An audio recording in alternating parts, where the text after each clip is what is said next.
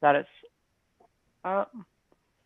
Okay, it looks like we are live. All right, so I should probably go and tweet about this now, just to actually let people know that it is starting. So yeah, we'll wait around for a minute or two while people come into the stream. You know what might be a better idea? I'm trying to look at terms of the view. 'Cause I think there we go. I hope that is better because I want to basically have people be able to see everyone here. Okay, noise. So I got that all set up. Okay. Are people going to be calling in questions or writing in questions on the chat? So it's going to be mainly on the Twitch chat. I'll be keeping an eye on that. Basically, I've picked up something called Restream. So it's going to be streaming to a few platforms. So mainly just for the purpose of in case people see notifications or they basically see any of that for the application and they wouldn't notice otherwise, it'll go there. But mainly the things should be centralized. Wait a second. You know what is a problem here? I called this test stream. Okay. All right. I'm going to update the titles because that is problematic. Files, news, stream, number 1.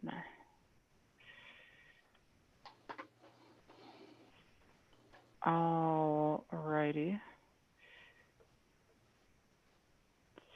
Okay, now I just need to go check in. There we go. Okay.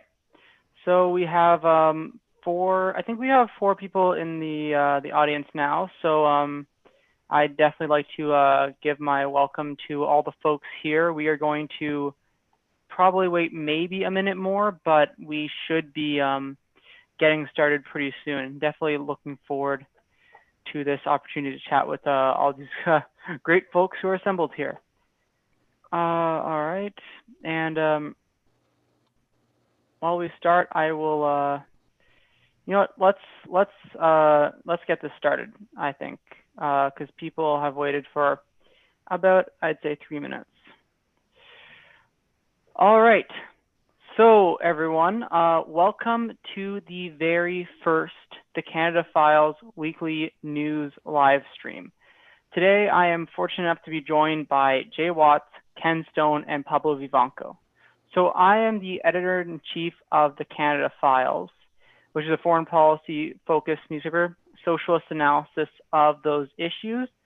And admittedly, a bit shamefully, I was involved in the NDP. I ran comms and was head of communications for Naima Farah, and I've written over about 70 to 75 articles in about a year and 2 or 3 months on really just foreign policy and such. So now I think it's time to hand it over to the guests. So Jay, could you introduce yourself and tell people a little bit about you? Sure. My name is Jay Watts. I work for the Communist Party of Canada, and I'm also the co-coordinator for the Toronto Association for Peace and Solidarity. So I do a bit of peace and international solidarity work there. It's a member of the Canadian Peace Congress and World Peace Council. And I'm based in Toronto, sadly. That's a mood. All right. So Ken, can you introduce yourself? Yes, my name is Ken Stone, and I am the treasurer of the Hamilton Coalition to Stop the War. And I've been a long-time activist in trade union matters and anti-racism, anti-war, and environmental matters. And right now, my big focus has been the campaign, the cross-country campaign to free Meng Wanzhou. All right. Thanks so much for the intro, Ken. And Pablo, why don't you tell the audience a little bit about yourself? Sure. Good evening, everyone, and thanks, Aidan, for the invite here. My name is Pablo Vivanco. I'm a journalist and community worker here, also based in Toronto. Not as upset about it, I guess, as Jay is. But yeah, write for a number of different outlets, produce videos for unions and other organizations' campaigns here, as well as for outlets like Redfish, and I used to work for Telesur English. All right, terrific. Thanks for all the great intros, people. We now have 12 people in the audience, so thank you all for coming in. Look forward to a terrific chat here. All right, so I think one of the things that's going to be obviously of interest right away to a foreign policy focused audience is this. We have a new foreign minister. So François-Philippe Champagne is out and Marc Garneau is in. What are people's thoughts? Well, Garneau was out to lunch, and I'm sorry, I got it backwards. Champagne was out to lunch and Garneau was out to launch. That's the difference between the two of them. They both have the same focus, and that is they are both vassals of the United States. And as Garneau said today to CTV, quote, "I believe very, very strongly that no bilateral relationship is more important than that of Canada with the US, and it will continue to be that way." And so our foreign policy in Canada, for those people who do not know yet, is not made by the Global Affairs Minister. It's not made by the Prime Minister. Our global affairs, our foreign policy is generated in the US State Department. And our Prime Minister and our Foreign Minister take their orders from Washington. That is the disgrace about Canada's foreign policy, that it's not made in Canada, and it's not made in Canada's interest. It's made in the interest of the USA. When Chrystia Freeland was appointed foreign minister 3-4 years ago under Justin Trudeau, the U.S. ambassador sent a wire back to Washington saying, "Hooray, hooray!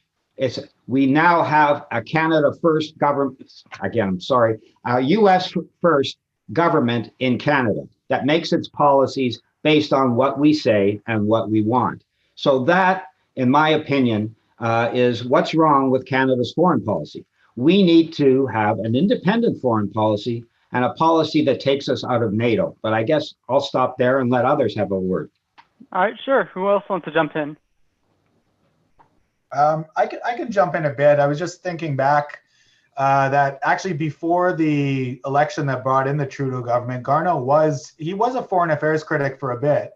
So I went back earlier today knowing we were going to talk about it a bit just to see what he had said in the House or in other committees and stuff like that. And there wasn't really anything to distinguish himself from Chrystia Freeland. I think maybe Ken could correct me on this. I think there was some hopes when Dion was foreign affairs minister at first that he might be a little bit more circumspect about going about things, maybe hew a little bit more towards the Chrétien line, which obviously had its problems and was connected to the US too, but was not so overtly connected to the US as Freeland is.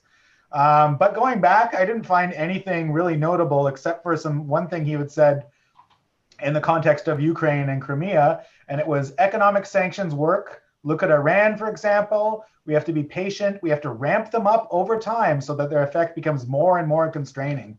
So even though he doesn't distinguish himself, let's say, so much as a hawk, I think there's not going to be any doubt that he's going to have the same foreign policy line as dictated as it is from the United States. Although I would also say that when Canada does do things independently, it doesn't do them very nicely either. It's also an imperialist power with its own interests, but it just happens to very much align with the U.S. So I mean, this must be more about sort of getting ready for the upcoming election in the spring, and that Garneau, I think, lived in the States for a while. He's probably a friendly face for the Biden administration, just to whereas I don't think Champagne was. Champagne was maybe more connected to the diplomatic corps and whatnot. So I don't know. So nothing will fundamentally change, of course. Yeah, sure. Jay, could you actually maybe post that link in the chat in terms of the one linking to a statement around Ukraine and Crimea? I think that'd be interesting reading for people. Yeah, sure. No problem. All right, great. Now, Pablo. Nothing to really distinguish from what's already been said. It's not going to change a lot in terms of what the foreign policy from the Trudeau government has been, changing that head there. I think probably the thing which will most impact Canada's foreign policy is going to be the change in Washington.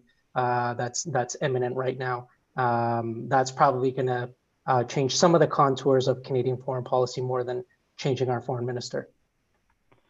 All right, sure thing. So obviously not going to talk about America for long, but I think we do have to address it a little bit. Let's talk about Biden's administration. Now, we obviously know it's going to be filled with neoliberals, war hawks, and such, but is there any hopes for a slightly better foreign policy under a Biden administration, or do you think potentially a more clear-headed imperialist might pose more danger to the left worldwide?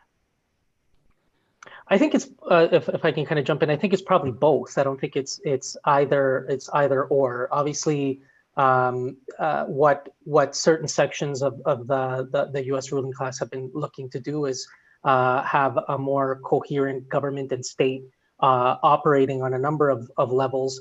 One of which is its foreign policy apparatus, the Pentagon operating in line with the CIA, operating in line with things coming from the White House, NED, all these other institutions that it has that form part of its foreign policy apparatus. And obviously, the Trump administration threw a lot of chaos into the mix, which probably wasn't the route that at least some prominent sectors wanted to take.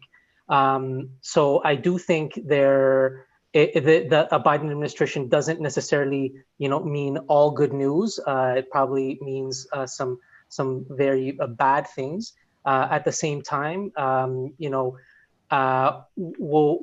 have to see and how it's impacted. I think if maybe about a month ago, there was some expectations from countries that are currently under sanctions, Iran, Cuba, that a Biden administration could ease up some of those measures passed under the Trump administration, which actually do significantly impact the countries and the populations there. Venezuela being another one. That's not to say that the Biden administration was going to be, friendly to those governments and to those countries, but I think that there is still some holding out that that some of those measures could be eased up, and that would obviously be a positive for people that are currently experiencing pretty significant pressures with the combination of those sanctions and the COVID. Yeah, sure. And so sorry, was someone speaking? Sorry. Oh, can I just jump in just related to sanctions? I mean, we're even seeing, though, let's say even Biden, rolls back half of the sanctions that Trump has done for Cuba, for example. That doesn't put them in the same position as it was before Trump came in. He's pushed in through so much stuff, especially the economic sanctions on remittances and things like that. So even if Biden plays the good guy, it's still leaving Cuba in a way worse situation than when before Trump came in. And then also, is there the likelihood that he's going to with pull back all of these things? One would hope so, but it's just as likely as he might, let them stay there and still blame it on Trump for. Yeah, sure. Just a quick aside, actually, Jay, I think you might be best set to talk about this just quickly. But what is Cuba doing in terms of it's restructuring its financial system? I've heard about that from watching Television News. But can you maybe possibly explain a little bit about what they're doing? Because I reasonably assume this is to get around sanctions. No, not so much. I think it's been they up until January of this year, Pablo can correct, he probably knows more about this than I do, actually. I was just there recently. That doesn't mean I know about it.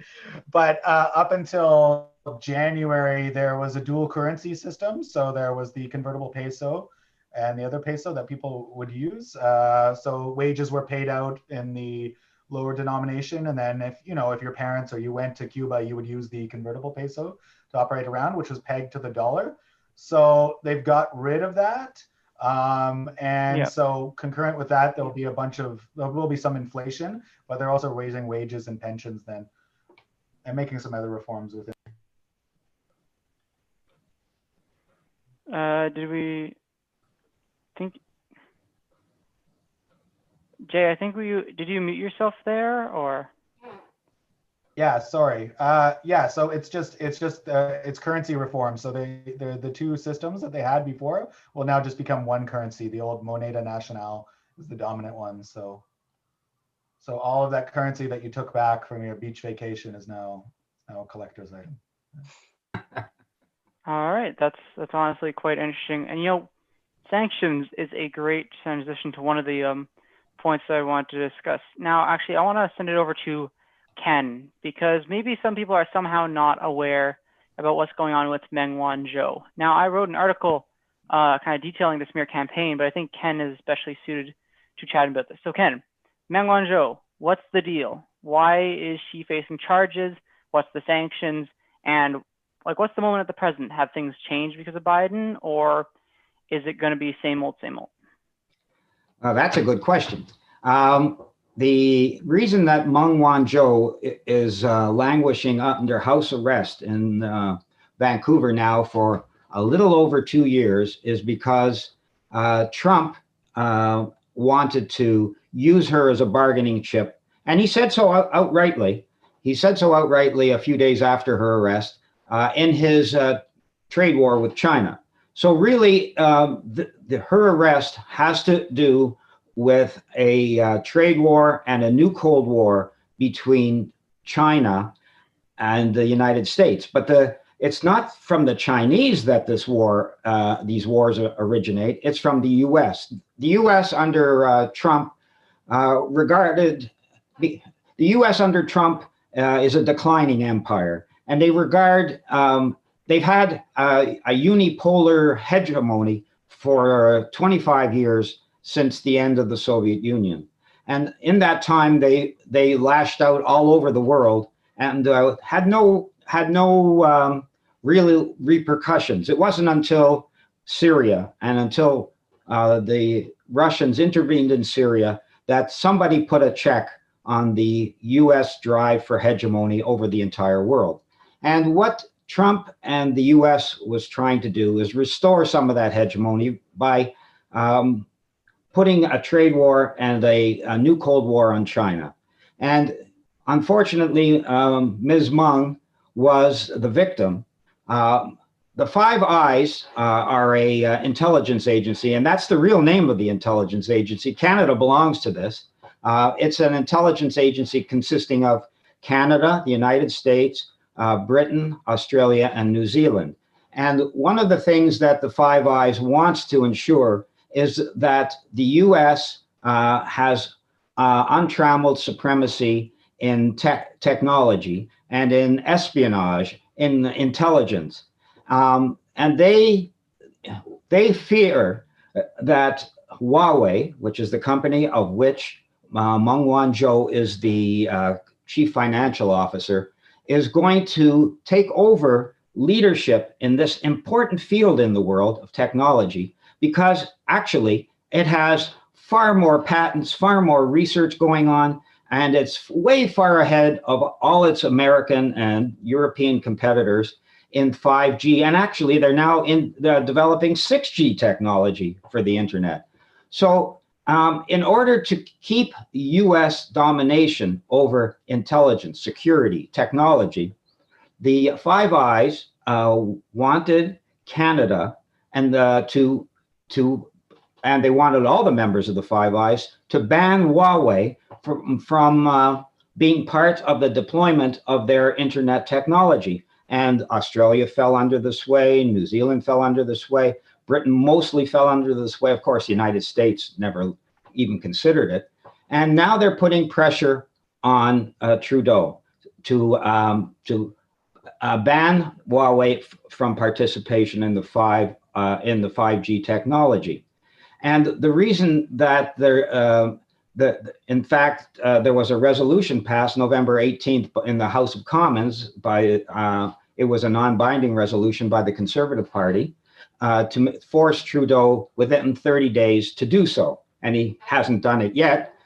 And we hope he doesn't do it, because there are 1,300 jobs in Markham mostly, but spread across the country in Huawei, Canada. These are very high paying jobs. The average pay is $85,000 a year. And if Huawei were to be prohibited from joining the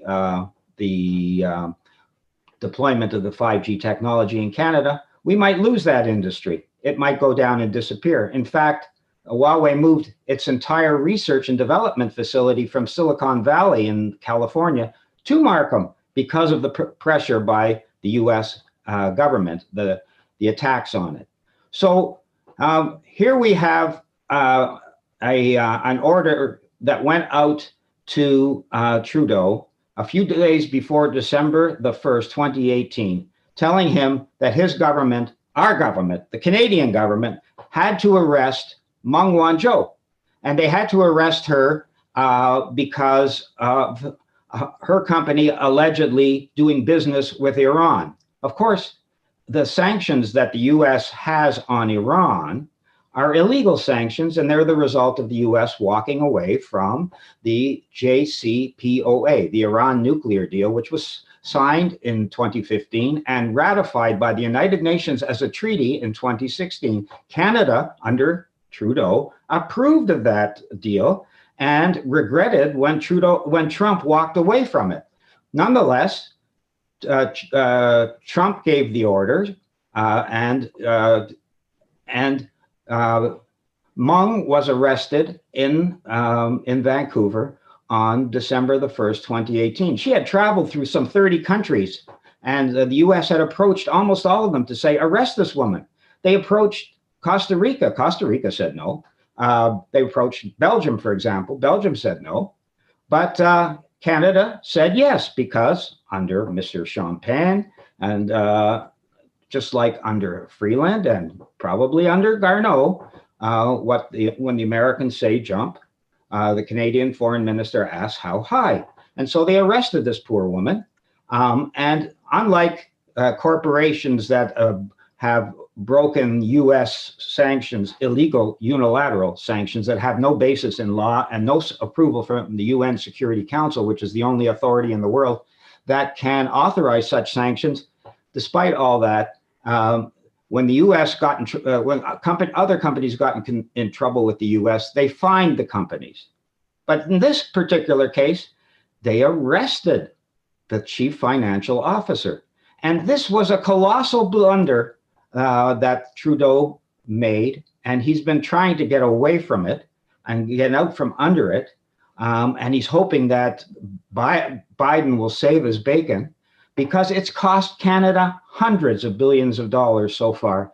And it has, poisoned relations between Canada and China. China is our second biggest trading partner, and it's getting bigger all the time. It's an expanding economy, a rising power, and the US is a declining power. Its economy is going down. And we are, I think, Trudeau obviously made the wrong choice. And now he's squirming to get out of it. And so what we're witnessing right now is a period, a little interregnum period, because the judge in the case has moved the hearings on the extradition itself to the beginning of March. And it's thought that Biden might come to Ottawa on a visit, as US presidents often do, in February. And between the two of them, Biden and Trudeau might decide that it's time to make the Meng case go away. Let's hope so. If not... Yeah, so Ken, can I just jump in? Yeah. So I just wanted to mention basically, I think it's important to mention basically in terms of the decision, effectively by doing nothing, a decision was made. Basically, the big three telecos in Canada, so Bell, Rogers, and TELUS, they already have blocked Huawei from the 5G networks because, quite frankly, you already have the uncertainty there. And as a result, well, quite frankly, it's just not going to be happening for Huawei. Yeah, and so I think the biggest thing to mention is obviously that we really do basically have the power to end this case. Ken, can you maybe talk about that a little bit?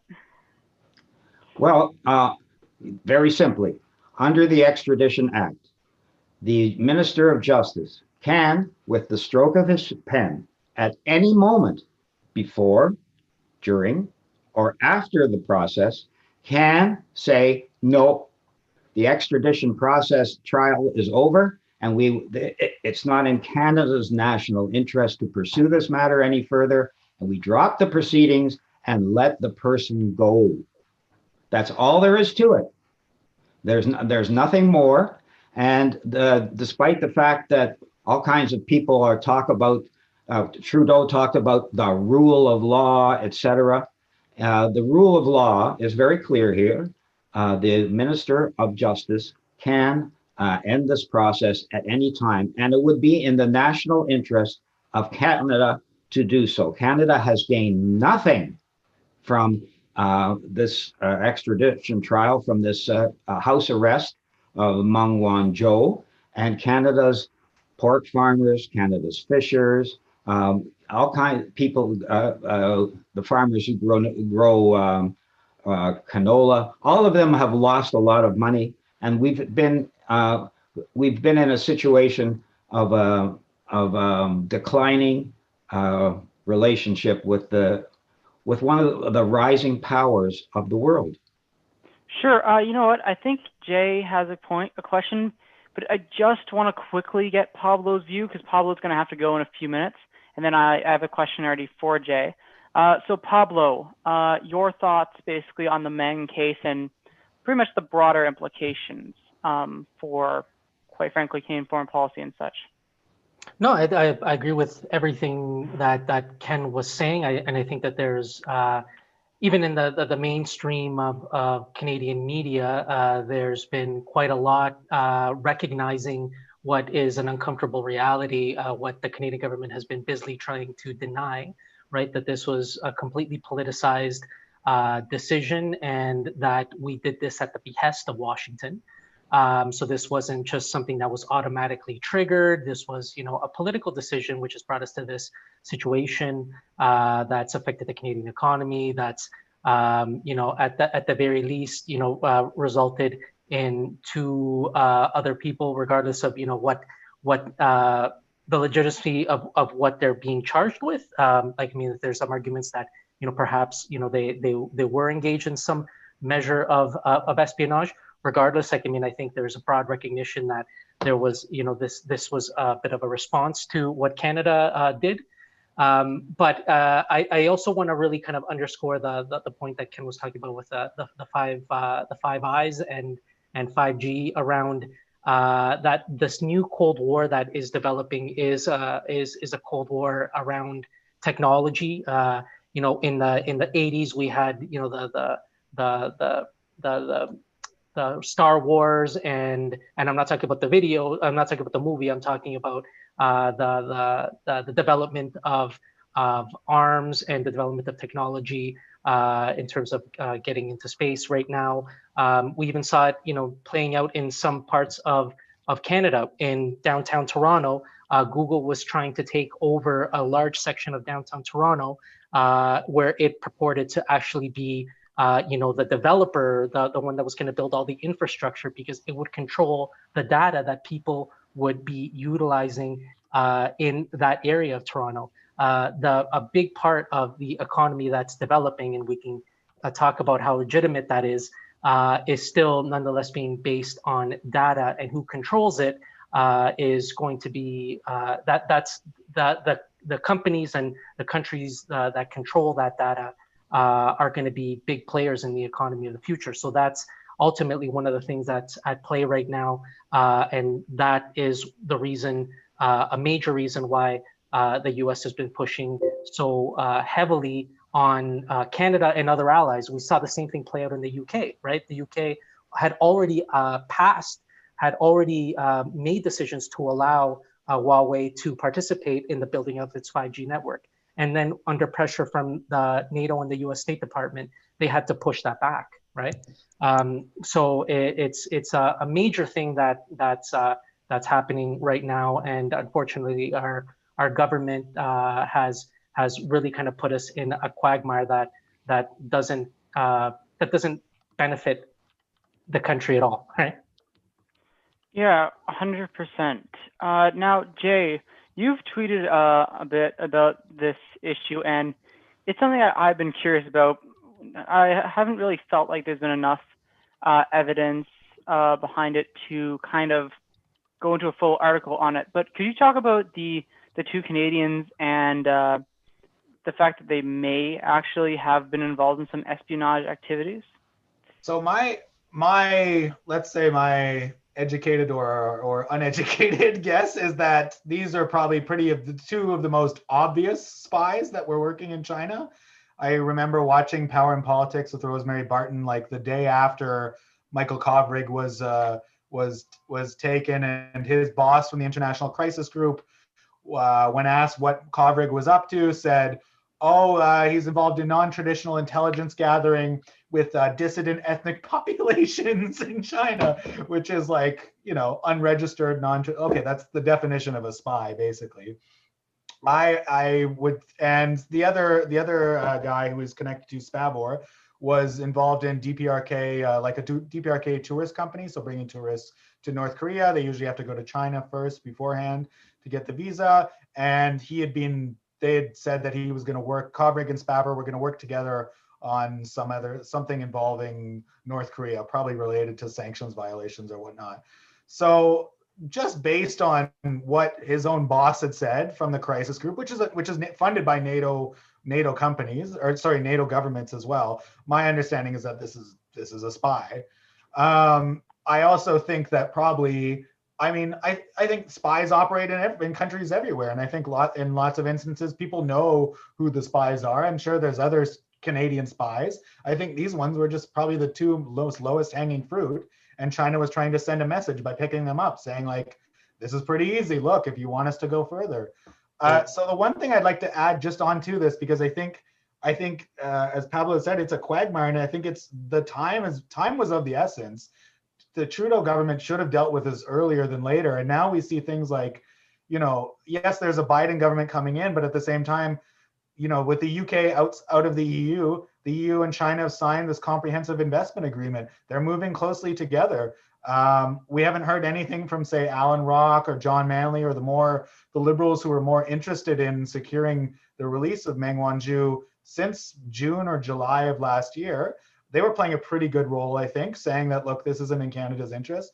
Maybe they've decided that, okay, it's either Biden or nothing, and we're not going to do it. But I think like a lot of the space that was there for the last 2 years of the Trudeau government to do something right is just, they're not going to do it themselves, because if it's coming up to an election, they're going to look terrible in front of the Conservatives. The Conservatives will make a lot of hay out of it. And as we know, living in this country, there's a lot of xenophobic garbage that gets passed around as news, as, basically Falun Gong nonsense that is just taken as gospel. And that stuff could really come and hurt the Liberals if they don't take a hard line. So it just seems like the only option, absent Canadians themselves getting involved in this, is Biden, and I don't know if that's there. But I'll leave that question to other people who might know. Yeah, actually, I wanted to pop in there because I did a video basically yesterday on basically the Epoch Times newspaper basically being sent to a bunch of people. Pablo actually had the tweet and the link in terms of the fact they're receiving CWS money. But obviously, as Jay mentioned, they are backed by Falun Gong, which is a literal cult banned in China since 1999. It had a pretty important role in the U.S. basically Capitol riots and the MAGA people there. And so it really is a dangerous, genuinely dangerous group really spreading xenophobic propaganda, quite frankly. And it's been kind of allowed to just go really unabated, and it's extremely problematic because it's the exact kind of news and source that is just, quite frankly, going to kind of, in some cases, brainwash people into going to extreme right, into buying into the xenophobic narratives, which, I mean, the mainstream media is already working hard enough to do that, but you always tend to have a right voice or basically a right figure trying to push things even more to the right. And that's usually, it almost always is abetted by the power structures, because at the end of the day, basically the power structures prefer extreme right and like an absolute control over basically anything semi-left. Yeah, if I can just add something to that, Aidan, I definitely think that one of the big concerns around this outlet, the Epoch Times, and the things that they peddle is that they are peddling and feeding into the xenophobia that has really been ramped up since the pandemic hit. But it isn't just that, right? Like, I mean, what they put out there is fairly indiscernible from, the sort of other far right media outlets that right now are being connected with groups like the Proud Boys or whatever. So like we have the situation where our government is considering putting the Proud Boys on a terrorist list, but we're subsidizing, our tax dollars are subsidizing media outlets that are pushing the same lines as these folks, right? This is ultimately kind of the danger and the ridiculous situation that we're in. Not only the fact that these folks exist, because the other thing that's got to be asked, anybody who's printed a newspaper, and I mean, Jay working for the Communist Party, I'm sure he knows how much it costs to print out newspapers and distribute these things by mail. They had a 28-page full color print delivered to tens, if not hundreds of thousands of houses around the country. And they did the same thing last year, right? They did the same thing when the pandemic really started to hit in the country last year. Who is putting up this money, right? Like, where is this money coming from? Why is this outlet allowed to operate like this? Pretty like without any sort of oversight, given the conspiracies and the sort of narrative that it's putting out there, and the very damaging effects that it could have on our social fabric, and as well as a lot of minority groups in the country. I think these are the questions that we really kind of have to push. I couldn't agree more really with you there, Pablo. It's really something of I think tremendous concern to myself and quite frankly to everyone there. One of the things I want to do is I want to quickly fire off that video and include it in the link, so if people want to give it a read later on, basically a listen later on, they can go and do that. So on that note, I mean, a little plug for the Canada Files at least. I am going to be starting to do pretty much daily or semi-daily news videos covering basically a lot of these kind of foreign policy issues that almost aren't per se worth an article, but they are worth commentary and they are worth informing people. And when I say not worth, it's more basically that the research and such isn't definitive and authoritative, and video kind of gives you more flexibility. Point being, look forward to that more, because there's a lot of these things that quite frankly need to be covered, and a lot is happening every day. It's not like, oh, we do something bad like once every few months. No, we're doing stuff every single day. We're doing stuff every single day. Our ruling class is up to doing stuff every single day. And quite frankly, that ain't going to change for a while. So Jay, now actually I asked Ken basically what he's been up to organizing wise recently. So what have yourself and the Communist Party been up to organizing wise recently?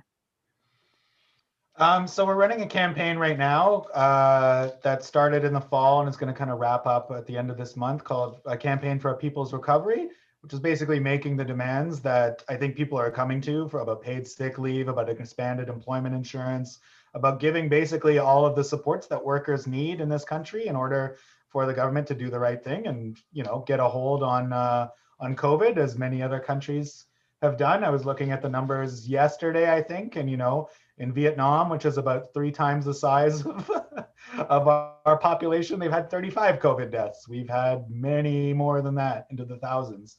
And So basically, the campaign that we're doing was affected by COVID as well, but basically putting forth some of these demands for paid sick leave, for an increased employment insurance, for money that goes directly to workers, not wage subsidies. We've seen this is one of the big problems with the federal government's project for wage subsidies, was that employers would take it and then turn around and give the money directly to shareholders in the form of dividends or as CEO bonuses even.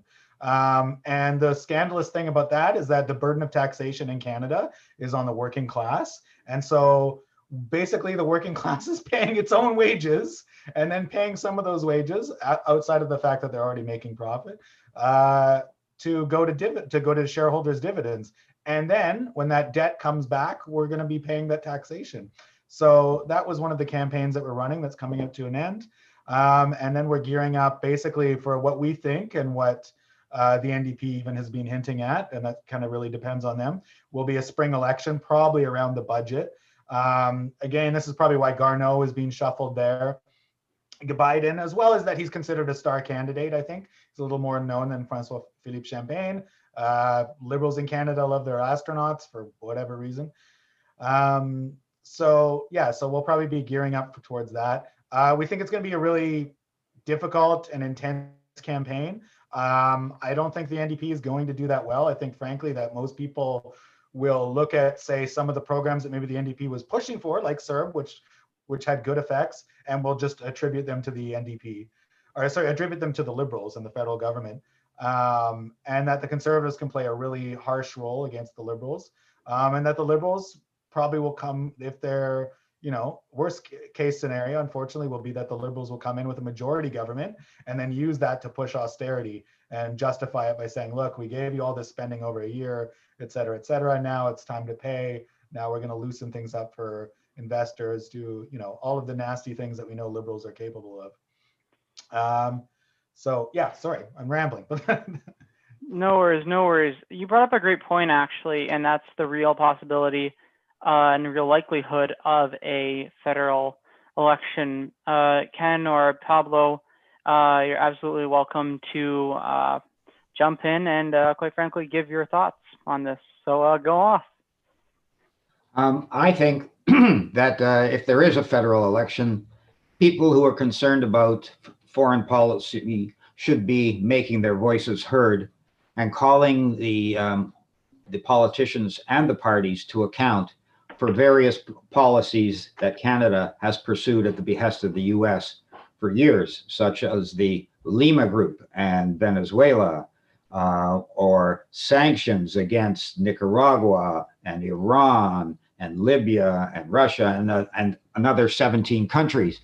Our role in this is a big one, and January 25th, there will be a global day of action about it. It's the world says no to war on Yemen on January 25th. As I recall, when Justin Trudeau was running his first time in 2015, he promised to end the sale of light armored vehicles worth $15 billion that was signed by Stephen Harper with the Saudi government. But once he got into office, Trudeau rapidly changed his tune and signed the deal. And in fact, last year, agreed, even though there were all kinds of growing protests about that bloody sale of light armored vehicles to Saudi Arabia. Very controversial, very unpopular with Canadians. He did a study, and in the end, they decided they're going to go ahead and sell more stuff to Saudi Arabia. So these are the kind of issues that I think people on the left and people concerned about foreign policy have to make sure that are raised in any election coming up in 2021. So Pablo, what are you thinking? Yeah, unfortunately, foreign policy never factors in too heavily in Canadian elections. It's not something that is of, it's not something that any party generally kind of prioritizes in terms of when they're kind of what in terms of their campaign platform, and that also extends to the NDP. in terms of like the main, like the larger parties, the mainstream parties, what they accentuate. So given the fact that the Liberals are likely going to be calling this so that they can just try to win a majority and bank off, what people's general anxieties are around the pandemic. I don't anticipate that they'll want to really kind of talk about that much. I don't think the other parties are going to want to talk about foreign policy much either. But I do agree with Ken that those of us who are involved in organizations or parties that do feel that this is something that merits, that foreign policy is something that should be talked about, that we should be trying to push at whatever forums we can around these issues, the ones that we've been talking about, as well as the other ones, which I think Ken also mentioned Canada's participation in the Lima Group and its sanctions on Nicaragua, Venezuela, because that is a part of what our country is doing in the world, and doing it in our name with our tax dollars, funding foreign opposition movements, along with trying to exert pressure and implementing measures to try to topple governments that it doesn't agree with. So yeah, it's going to be a challenge, always is, but there are groups and organizations that are going to be doing that work. Yeah. So one of the questions I have, because we do have a question or two in the audience, so I want to get to those, but I want to ask particularly to, I guess, the audience and to you three as well. Obviously, the Canada Files is a foreign policy focused outlet, and now actually we haven't gone through an election yet. So I guess, is there any particular things basically that you think maybe could be featured, or how things could be potentially covered by this outlet? Because I'm always open to constructive criticism. I'll jump in once there, and I'll say this is a good thing that you did, which I really much appreciate. And it's unfortunately a bad sign for the upcoming election, which is about the disciplining of Nikki Ashton, which I think is totally unrelated to anything she might have done visiting her sick grandmother in Greece, following all of the protocols, but is related to the fact that she's being seen as being on the left of the NDP, and she definitely is, and taking, and standing out for foreign policy aims that traditionally the NDP would have supported in the past. So I don't think it's a good sign that she's being disciplined. I appreciate that the Canada Files has written about that. But I think it bodes poorly for any discussion of foreign policy in the upcoming election, sadly. I too would like to jump in and say that reinforce or echo what Jay was just saying. I think Nikki Ashton was probably being demoted by Jagmeet Singh, partly at least, because she sponsored our petition, which I put into the chat just recently, to free Meng Wanzhou. And she did that even though the party has not got that position. The party doesn't support freeing Meng Wanzhou, unfortunately, but she did. And she did agree to join our Zoom to free Meng Wanzhou, which was back in November 24th. Unfortunately, at the last minute, she did not participate in the speaking part of the panel, but she did submit a statement, which was very good because it talked about the new danger of a new Cold War with China, and it talked about the rising levels of xenophobia in this country. So clearly, I guess she's persona non grata, and it's as Jay said, she's not being demoted probably because she went to visit her dying grandmother. It's because she is standing against or ahead of the NDP's foreign policy. Yeah, for sure. I think I'm really in agreement there, because there actually was basically, she received permission from, I believe, Greek Health Board. I'm probably getting the name wrong exactly, but she had received permission there. And I still think I find it a bit ludicrous that basically that the party didn't have any clue about this. I think this was, as others have mentioned, really just a targeted campaign against Nikki, because she's been one of the few half-decent social democrats on foreign policy, really. And she supports Palestine. Yeah, she does. I guess this is something I want to mention and something I've had issue with, though, basically, is that, and I wrote about this a while ago, but it was Randall Garrison, good old Randall Garrison. Basically, he is pushing the anti-Palestine solidarity IHRA definition, and that's the, I believe, International Holocaust Remembrance Association's definition. But he's actually part of this task force that's trying to lobby Facebook and Twitter to adopt this definition of anti-Semitism, which, as I said in the article, considers any criticism of Israel or solidarity with Palestine to be anti-Semitic. Now, basically, and I wrote about this, none of the Palestine solidarity MPs or MPPs have said a word about Garrison's involvement and Garrison's actions. I think Garrison has been, I'd say he's kind of almost acted as the person that's kind of exposed in action, in my opinion. I even had an interaction with Matthew Green, basically, where he said I was basically just trying to stoke conflict between colleagues. And I immediately find that a bit funny because, well, quite frankly, your job is to represent the people.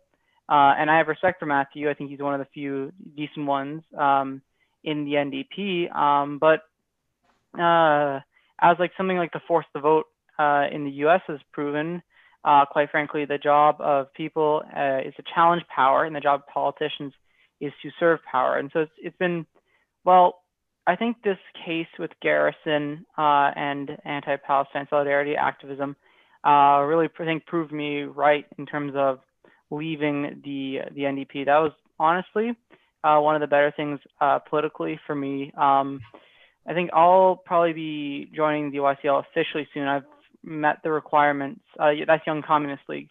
I've met the requirements in terms of meetings wise. It's just waiting for the next meeting. And I'll be in that hopefully rather soon. And I'm looking forward to that because, quite frankly, it's one of the few places that isn't politically hostile to a truly like a socialist, anti-imperialist foreign policy.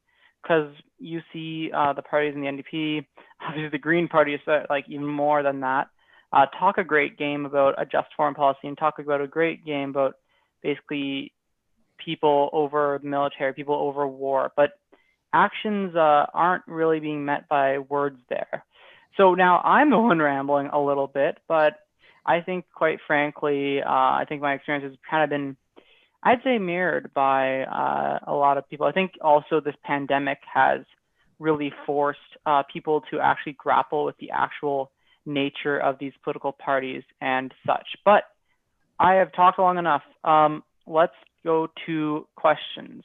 So Dusty Bingo is saying, okay, so getting away from elections, have any of you been noticing amplified workplace struggles and wildcat activity in Canada in recent months?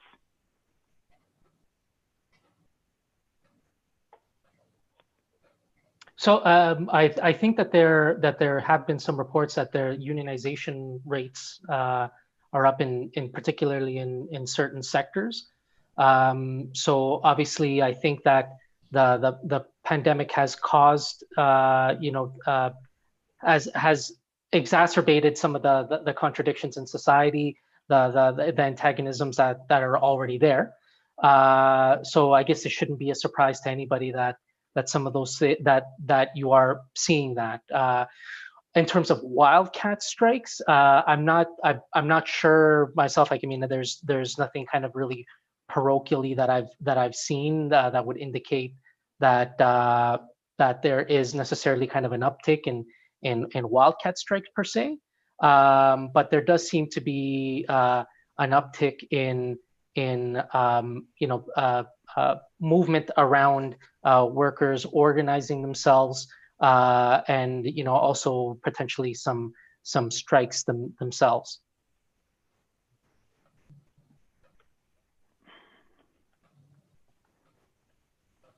All right. Any other people, opinions, thoughts on this front?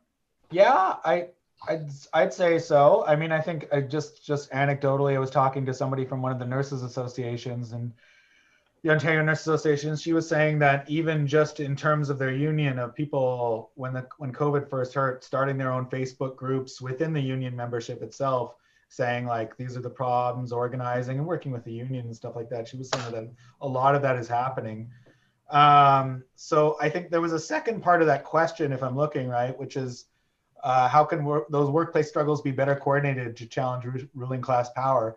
And I think what really needs to happen is that the labor movement has to step in and demand some sort of independent political action. I noticed the OFL this week and maybe in the last little while started calling for paid sick days. I think that's a bare minimum. That's something that I'm glad to see that it's extending just beyond labor as a demand for all workers.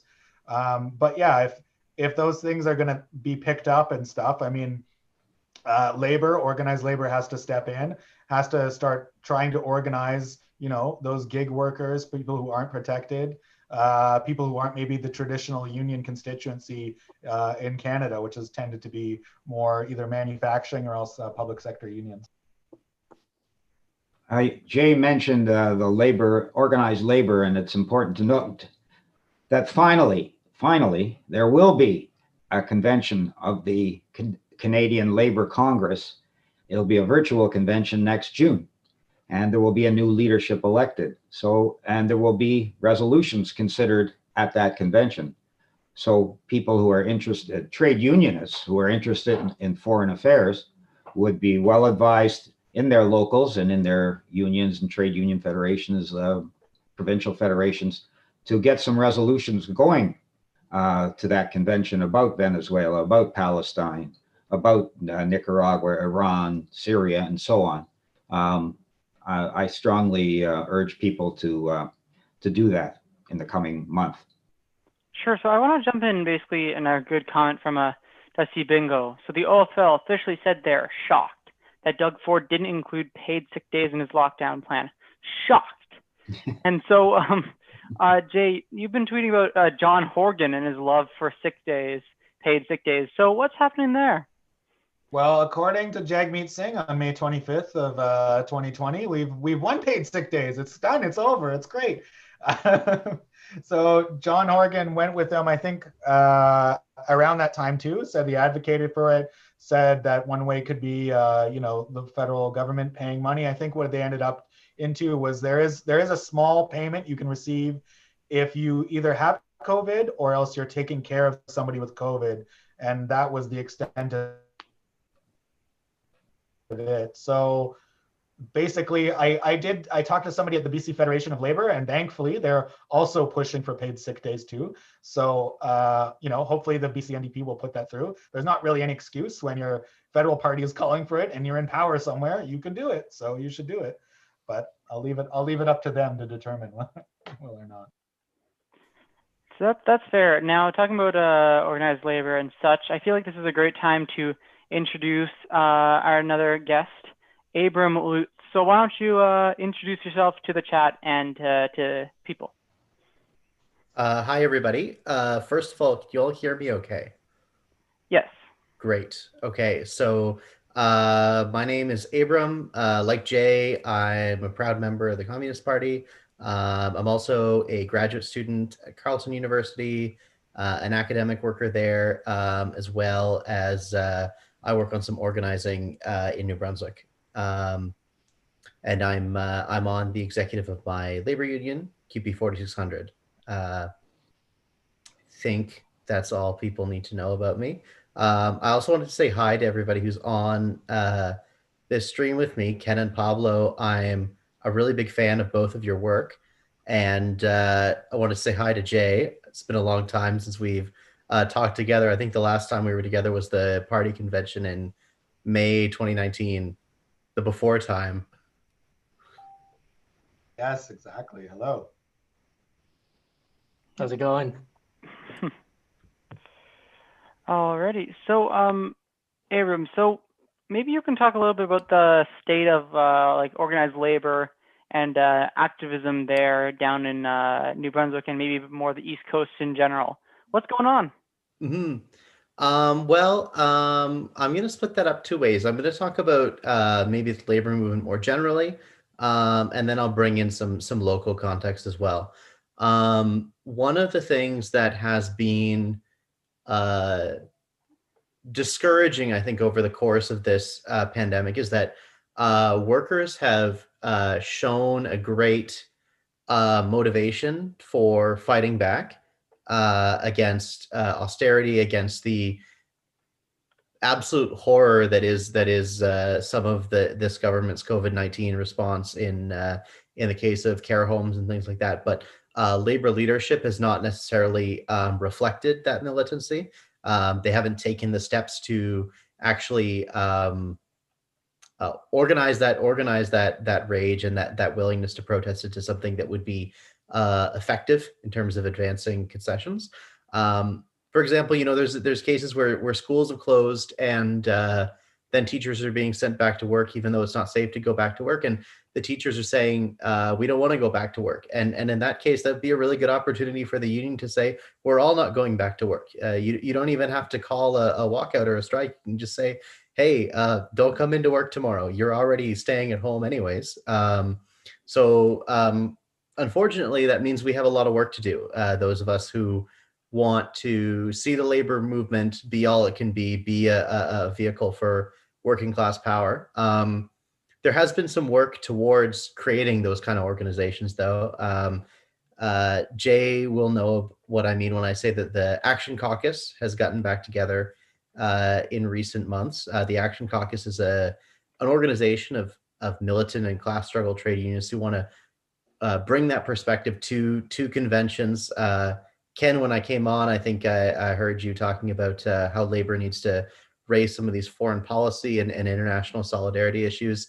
That's one aspect of the kind of perspective the Action Caucus is trying to bring to the table in labor. So I'm a member of the Action Caucus. I know some other trade unionists who are as well.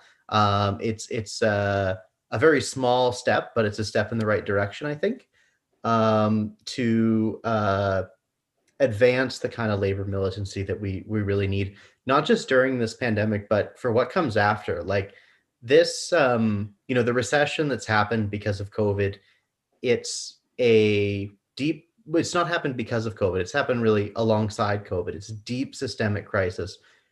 COVID has certainly made the recession worse, but we would have had one anyways, probably around this time. But we're looking at like, a once in 100-year depression. This is in many ways comparable to the Great Depression of the 1920s. And the reason why we got a bunch of sweet benefits after the Great Depression was in part because of the incredible labor militancy of that period. So we're going to have to learn from our forebears in that sense.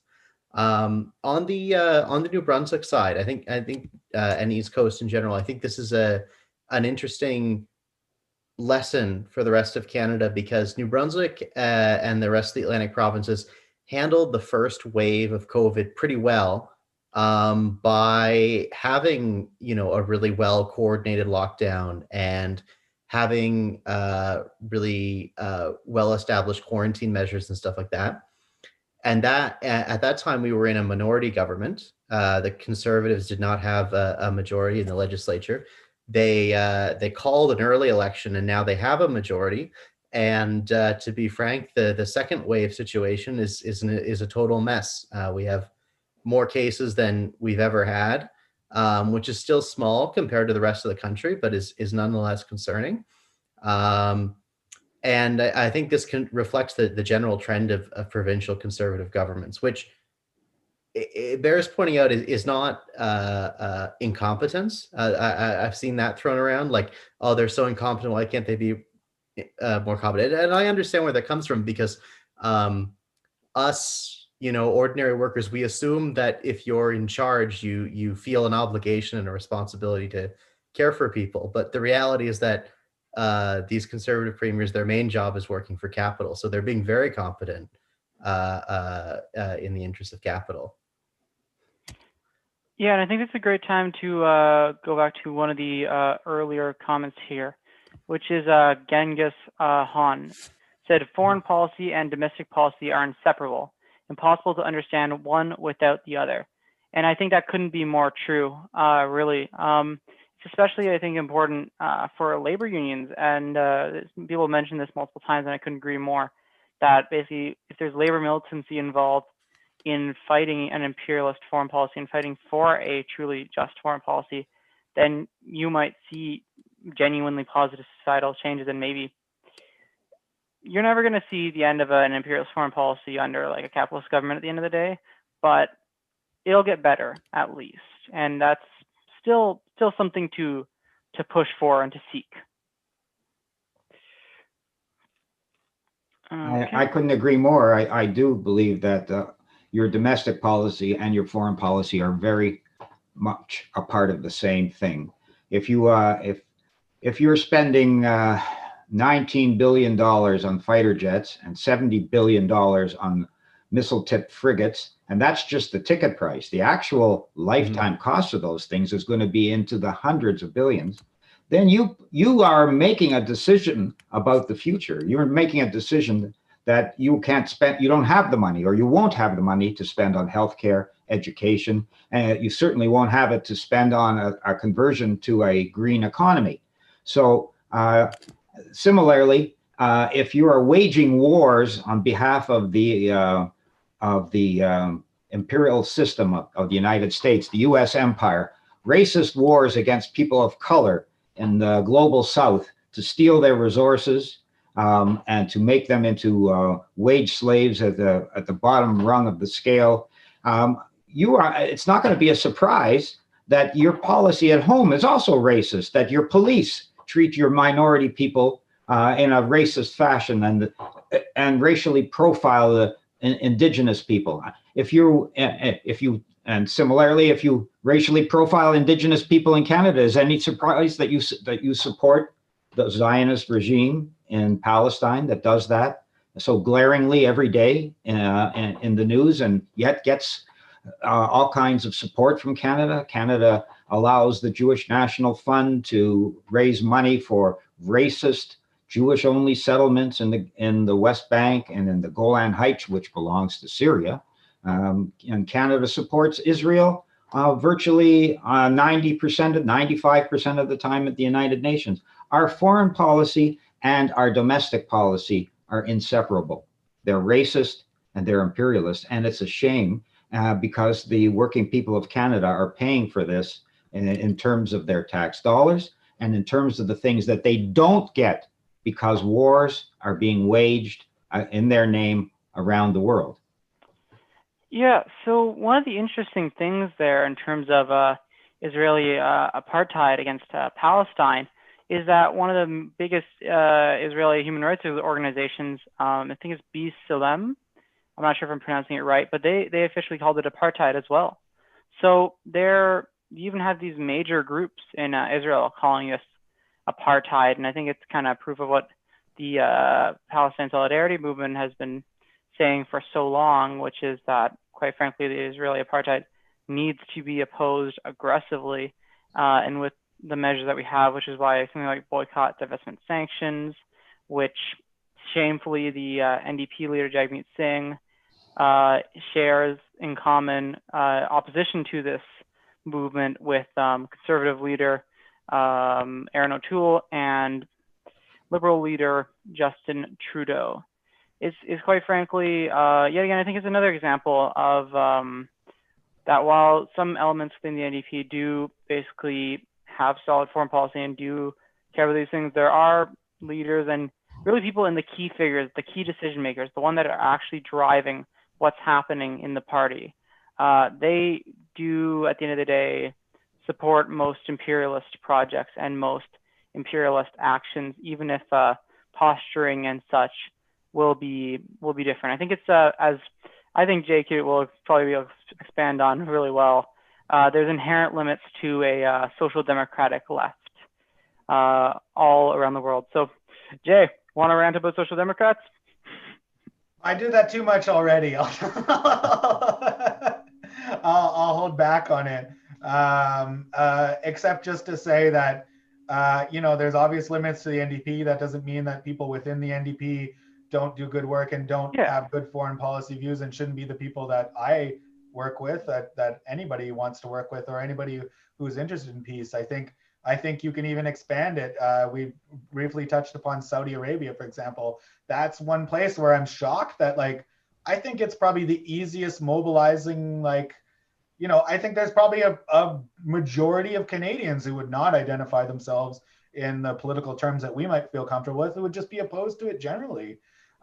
So, you know, there's probably issues like that we can start to rebuild the peace movement on, but there's also more pressing things and more difficult things like the Meng stuff, which really show the limits of major parties that, you know, as we mentioned before, Ashton's involvement was not to the point of being like, I love Meng Wanzhou, she's a great hero or something like that. It was sponsoring a petition, which is just a general basic thing that an MP generally does. I think the former Liberal MP, Falcon Wallet, who was replaced by Leah Gazan, he had done that for a Venezuelan solidarity petition. I don't think he particularly agreed in it necessarily, but his constituents asked him to do it. He's tabling the petition. So she did that. She got pushback on that, and she wanted to speak on this thing, which and there was a wide variety of views there. As anyone knows, hearing Paul Manley speak was a little different. But oh yeah. So yeah, I don't know. I won't speak on the limits of social democratic organizations. I'll just say that the real movement anyways happens outside of the parties and happens with people from the parties, and to build broader alliances to get things done. And whether it's freeing Meng Wanzhou or recognizing that sanctions are inhumane and horrible things. I mean, this used to be 20 years ago, this was actually a dominant liberal view, even in the United States, that sanctions against Iraq killed children. 60 Minutes would ask that question of Madeleine Albright, and that's even disappeared now to that it becomes sort of like a fringe left position. So we have a lot of work to do. Yeah, for sure. It's something that's certainly not been great at all. Yep. So okay.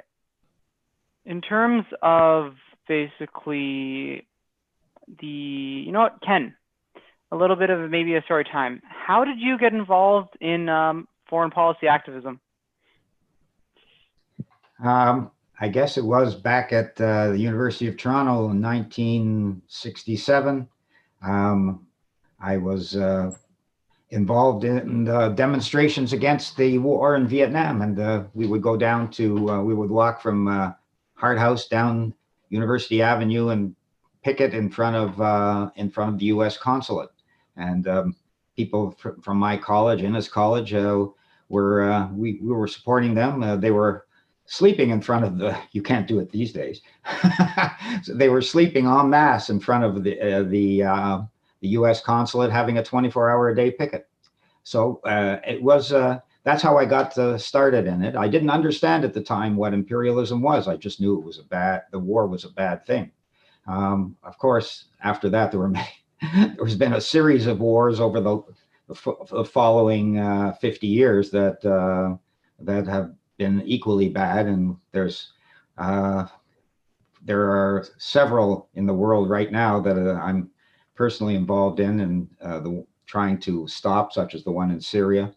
And so really, it became clear to me after a while that it wasn't just the big bad USA that was doing all these things. Canada was in the governments of Canada, successive governments of Canada have been a useful junior partner to Washington in prosecuting these wars and in doing other things to help the U.S. try and achieve hegemony in the world. And there's hundreds of cases. The most glaring ones right now are that Canada is part and parcel of the U.S. coalition in Syria and Iraq. And we've got troops still in Iraq, even though after the brazen assassination by Trump, which he announced in a tweet that was not censored, that he had killed General Soleimani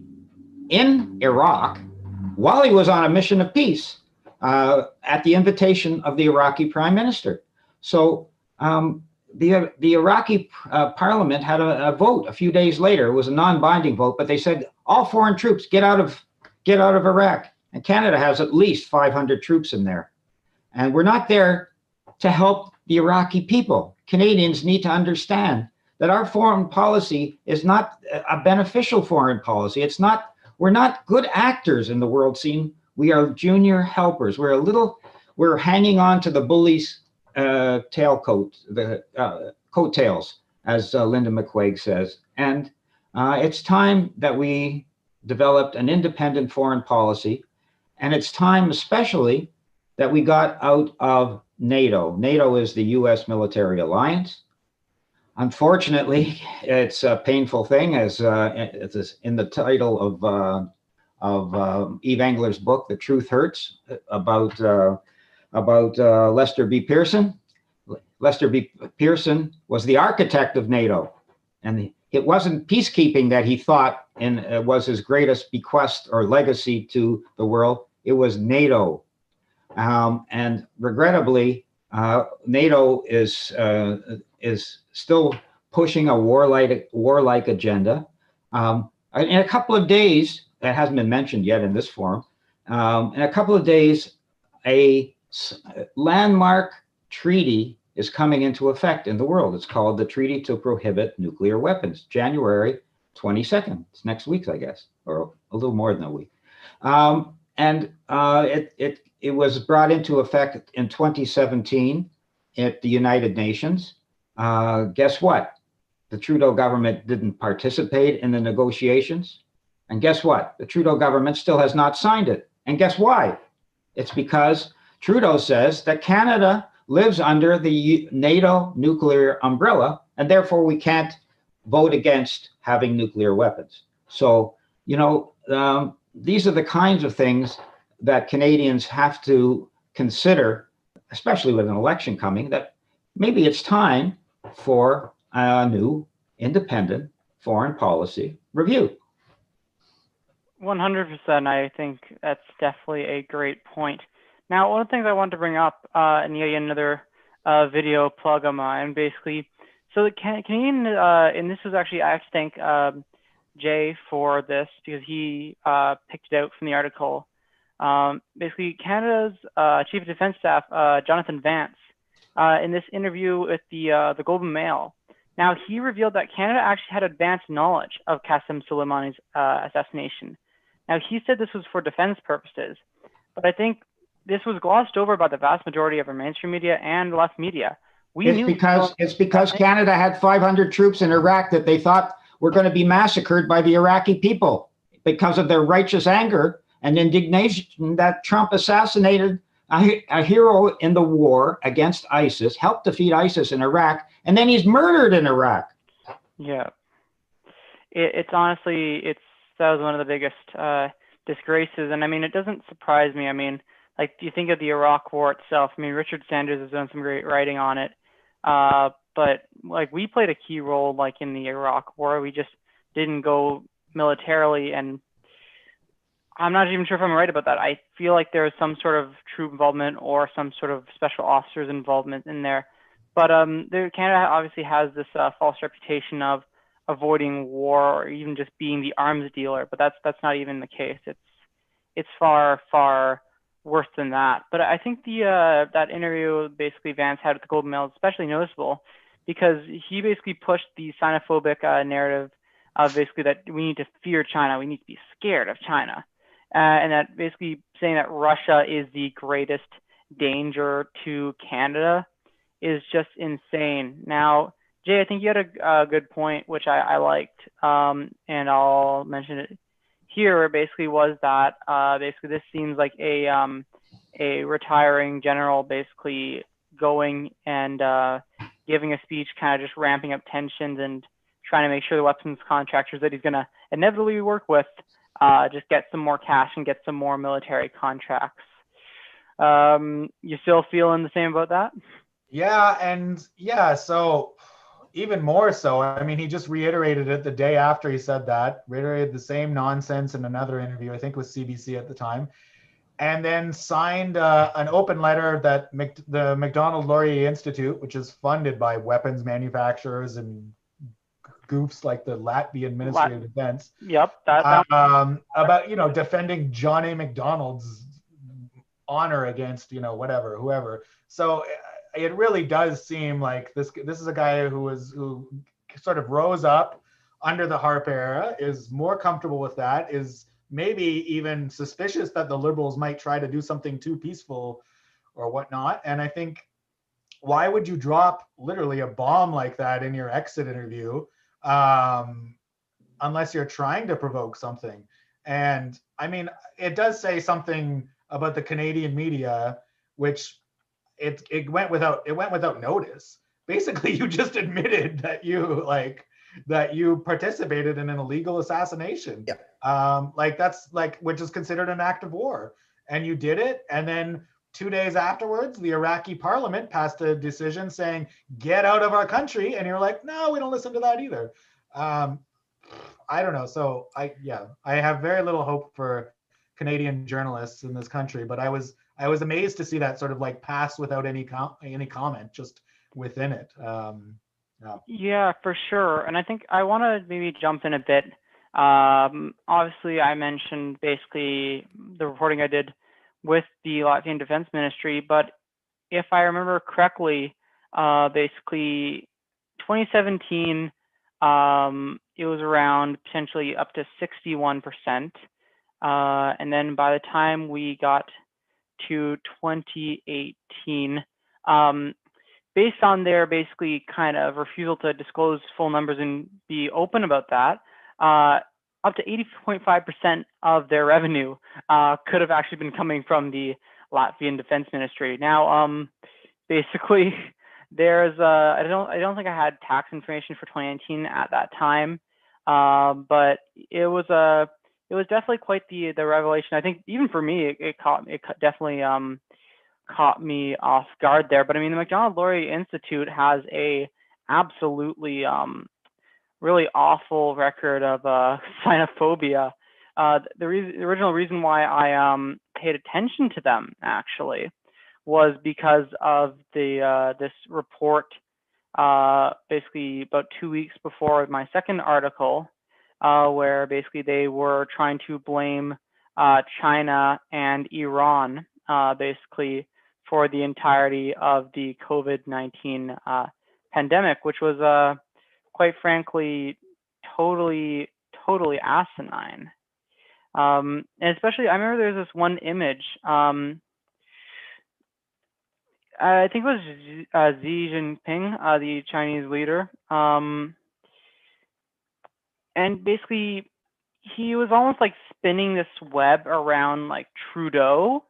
And it was just so incredibly xenophobic, really, basically. And they basically are a home for basically a lot of these kind of think tanker, basically conservative and like liberal type war hawks, who tend to have that Christian nationalist or extremist figure, really. Obviously, they one of the things with the MacDonald Laurier Institute is that Nathan Law, one of the separatist Democracy Party leaders and Hong Kong quote-unquote pro-democracy protesters, basically they made him a MLI fellow.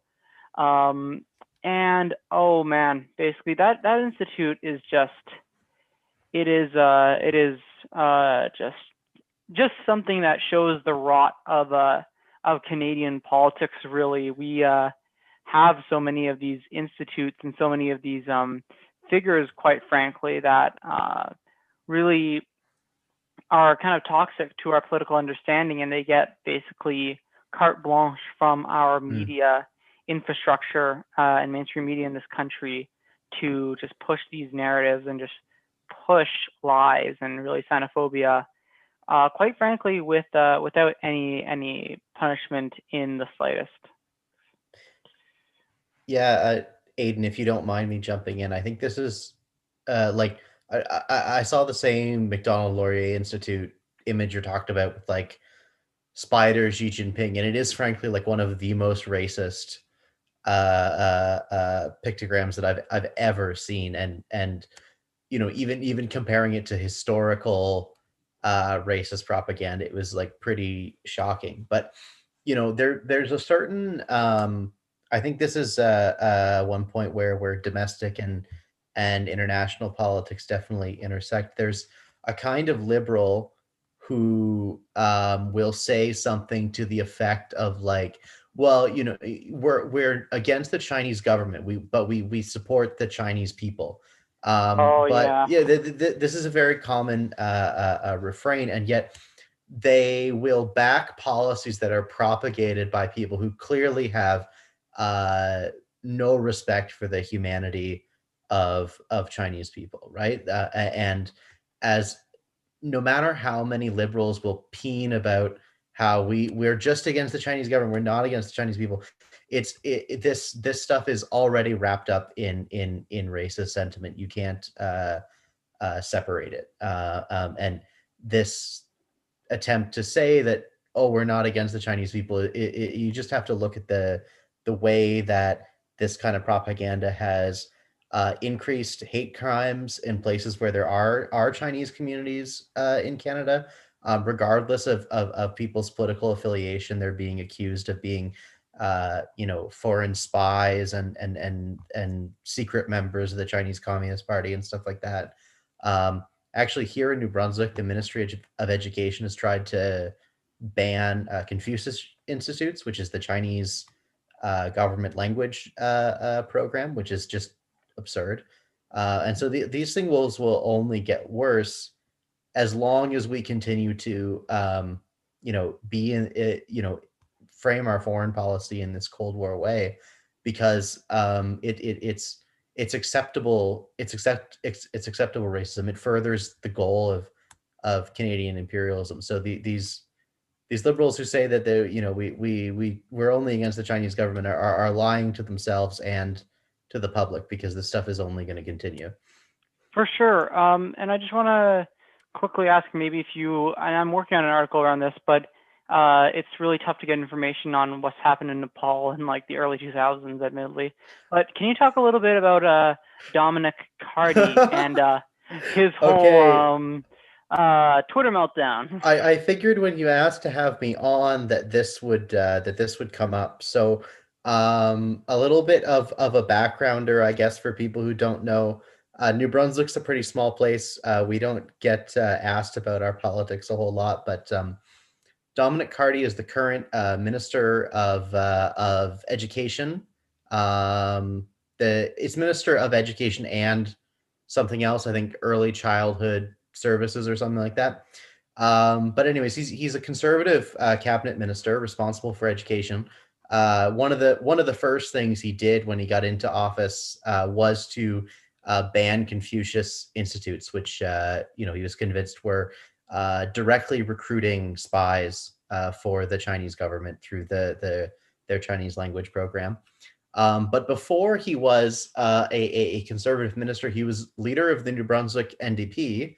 And before that, he worked for the National Democratic Institute, which is a so-called NGO, quote unquote, that is more or less entirely funded by the National Endowment for Democracy, Yep. which is itself basically a wing of the U.S. State Department. So, there's a bunch of acronyms, but if you break it down, he basically worked for the U.S. Department of State, and his role was. So Nepal had a civil war in the late 90s, early 2000s. Basically, Nepal up until that point was an absolute monarchy. And the popular opposition to the absolute monarchy was a coalition of Nepali communists of various tendencies. There was a sort of guerrilla war in the countryside. The communists and their allies fought the government to a stalemate and said, okay, we're not gonna press this war because it's violent and it's hard, but we're gonna enter peace negotiations. And one of the prerequisites for peace is that we end the constitutional monarchy and we draft a new constitution in a constituent assembly. And essentially, when the US got word of this, oh, communists are going to be involved in writing a constitution, they sent a bunch of advisors and consultants to oversee this process and advise more friendly political factions in Nepal on how to proceed.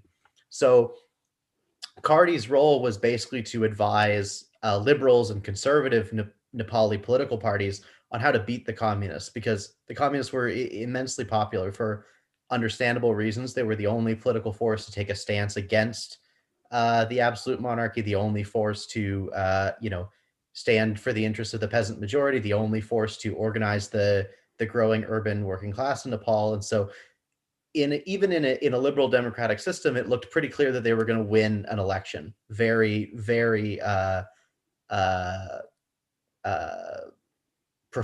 very dramatically. And Carty's job was basically to prevent that at all costs.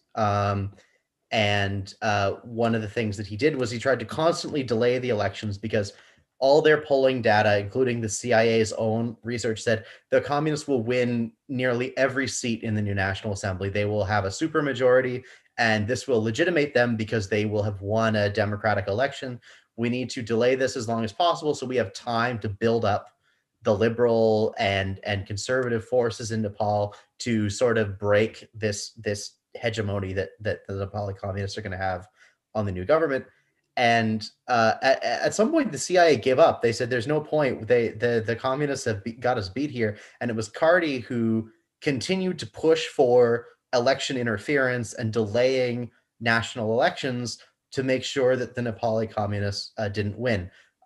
Thankfully, he failed in that, and the Nepali Communist Party has governed Nepal basically since the early 2000s.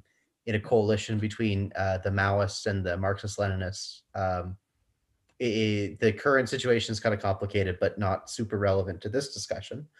But anyways, that was sort of Carty's role. He was, an agent of the State Department, and his job was to disrupt popular movements in Nepal that were fighting against both, domestic reactionary forces, but also trying to chart an independent development path for Nepal, which is not allowed under U.S. imperialism. Sure, and if you could actually send me some of those links and maybe some of that information, that would be terrific, because I had a miserable time trying to find anything. So if you have whatever you have, would absolutely be appreciated. Sure. There. So most of it is in the WikiLeaks Plus D cables, which were a huge stock of WikiLeaks documents that were leaked. They're a collection of diplomatic cables. So this is the record of correspondence between the U.S. Embassy in Kathmandu with the U.S. State Department in Washington. Basically, the ambassador and the ambassadorial staff writing back and forth with the Secretary of State staff, saying this is what's happening in Nepal. These are the actors. Blah blah blah. Obviously, it is U.S. imperialism's perspective, basically, on what's going on. So it is colored by their choice language, but it does present sort of an account of what the U.S. was doing in Nepal around that time.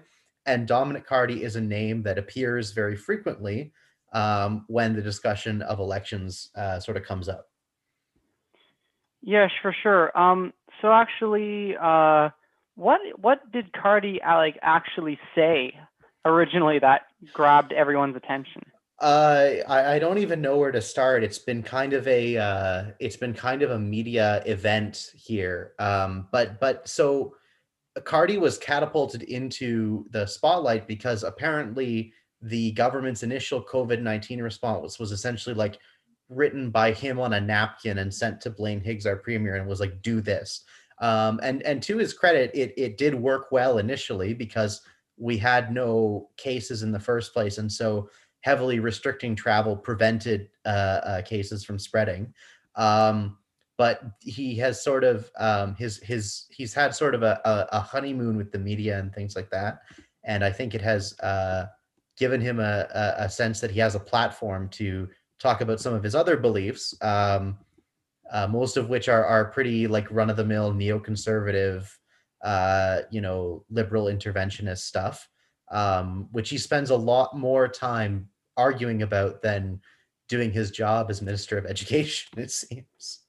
I believe, but I believe one incident that shot off we have a small Green caucus in the New Brunswick legislature, and one member of that Green caucus, Kevin Arsenault, is very critical of the sort of very like heavy-handed monarchist symbolism that permeates the Legislative Assembly. So, for example, in the New Brunswick Legislative Assembly, there's actually a prayer that is read at the opening of every session, and it includes all kinds of like religious and reactionary language. But one line in particular, it says something to the effect of, grant the Queen long life and glory against all her enemies, or something like that. It's totally like imperialist, jingoistic stuff. And Kevin raised how this is inappropriate, basically, for for a secular legislature to be reading, and how this is a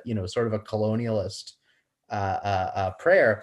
And Dominic Carty used one of his favorite epithets, which is to call Kevin an extremist and a populist. And when people question him on that, he said, "Well, I know what extremism looks like. I've worked to stop extremism all over the world," and this is where his Nepal adventure came up. Oh, okay, yeah, That's monarchy there. Yeah. Oh man, yeah. So basically, I think for context, Carty was basically like the kind of centrist neo-lib NDP leader. He was the NDP leader for a few years, and then obviously he went to be Blaine Higgs' chief of staff for the PC party, and then he ran as an MPP in the government. So I guess one of the things I would want to mention is there's a comment here, and I put an article around it basically earlier in terms of the MLI, and basically someone mentioned about Adrian Zenz and Zhang Jing. So there was an article by essentially by William Gingwei Dare, who is someone who I really would suggest people follow. I think he's on Facebook. That's where he is.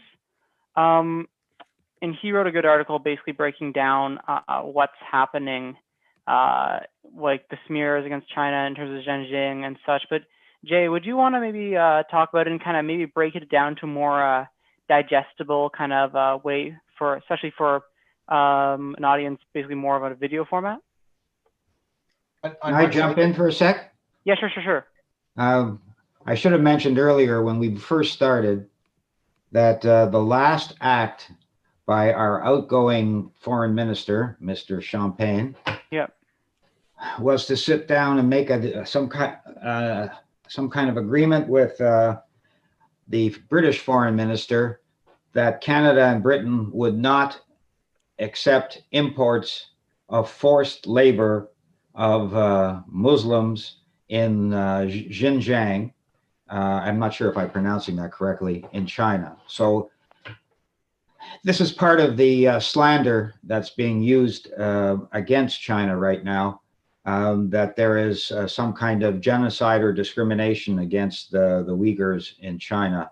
And actually, there is no proof of that at all. And it's not much different than in my opinion, than the Kuwaiti incubator babies and Gaddafi's alleged use of Viagra for his African mercenaries. This is a slander that's being used to generate a new Cold War with China. In Xinjiang, the Uyghur population is not suffering from a genocide. It's tripled since the days of the Chinese Revolution in 1949. They have more mosques in Xinjiang than all of the United States put together. People have their own language taught in schools. They have their own hospitals. They have their own newspapers. And the kids are raised in that language. When the one-child policy was being implemented in China, the people of the Xinjiang Autonomous Region, that is to say mainly Uyghurs, were not subject to it. They could have 2 or 3 children. So there's no basis to this thing, but nonetheless, it's a propaganda ploy used in the West. And unfortunately, it's unfortunate that our government is involved in this as well. And it's regrettable that Champagne did this just, I think, yesterday. So we should make it clear that people involved in foreign policy, that this is a slander against China. There's no basis to it. We shouldn't, it's a shame that our government is falling into this trap. For sure.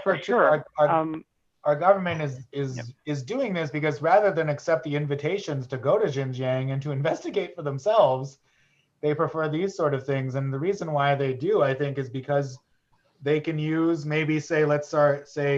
companies who use third-party suppliers. They can say, look, let us investigate your supply chains. Let's look into this, et cetera, in a more sneaky way. I don't think it's substantial.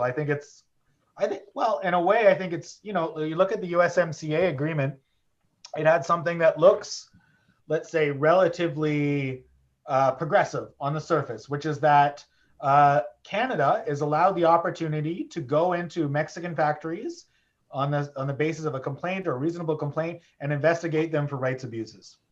Okay, that sounds good. We know that Mexico doesn't always have the best labor agreements, et cetera, et cetera. Does that right exist in the USMCA for the Mexican government to go in and see how Mexican nationals are being treated? For example, we know as agricultural workers dying of COVID in rural Ontario, suburban Ontario.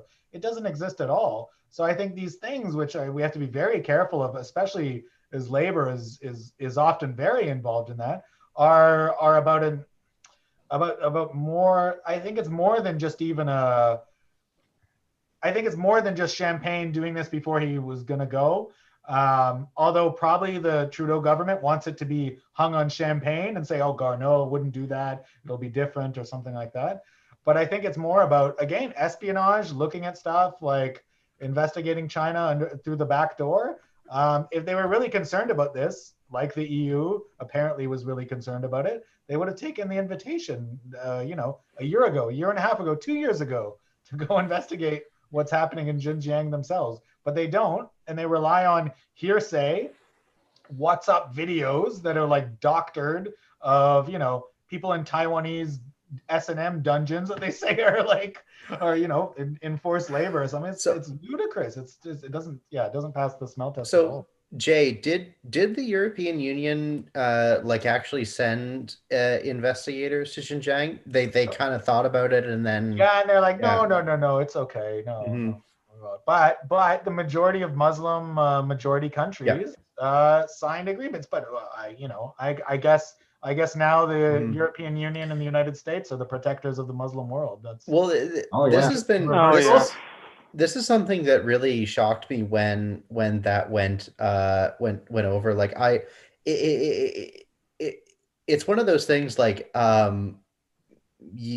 when the majority of when a large number of Muslim majority states went into Xinjiang specifically to investigate religious persecution, and they were like, we don't really think that that's the issue here. You had this barrage of articles about how China had essentially bought off every single Muslim majority state that went to be like, hush, hush, don't say anything, which I think is a really an interesting projection, right? It is it's China that's trying to buy off governments and tell them what to say to the international press and stuff like that. But it is true that China has been subject to terrorism in that part of its country. Mm-hmm. And there are 2 terrorist organizations operating there whose names I forget. It's not important anyway. But I think it's East Turkestan Islamic Movement, I think is, or I'm not sure if they've given themselves a new name. I think it's maybe Turkestan Islamic Party. It's one of the 2, because there is a real history of terrorism in the region. And I mean, I wrote about this in an article that should be coming out for Plan A Mag soon, Now, it got delayed Nice. a bit because of the whole shit show that is the U.S. currently, which is basically just getting a taste of its own medicine.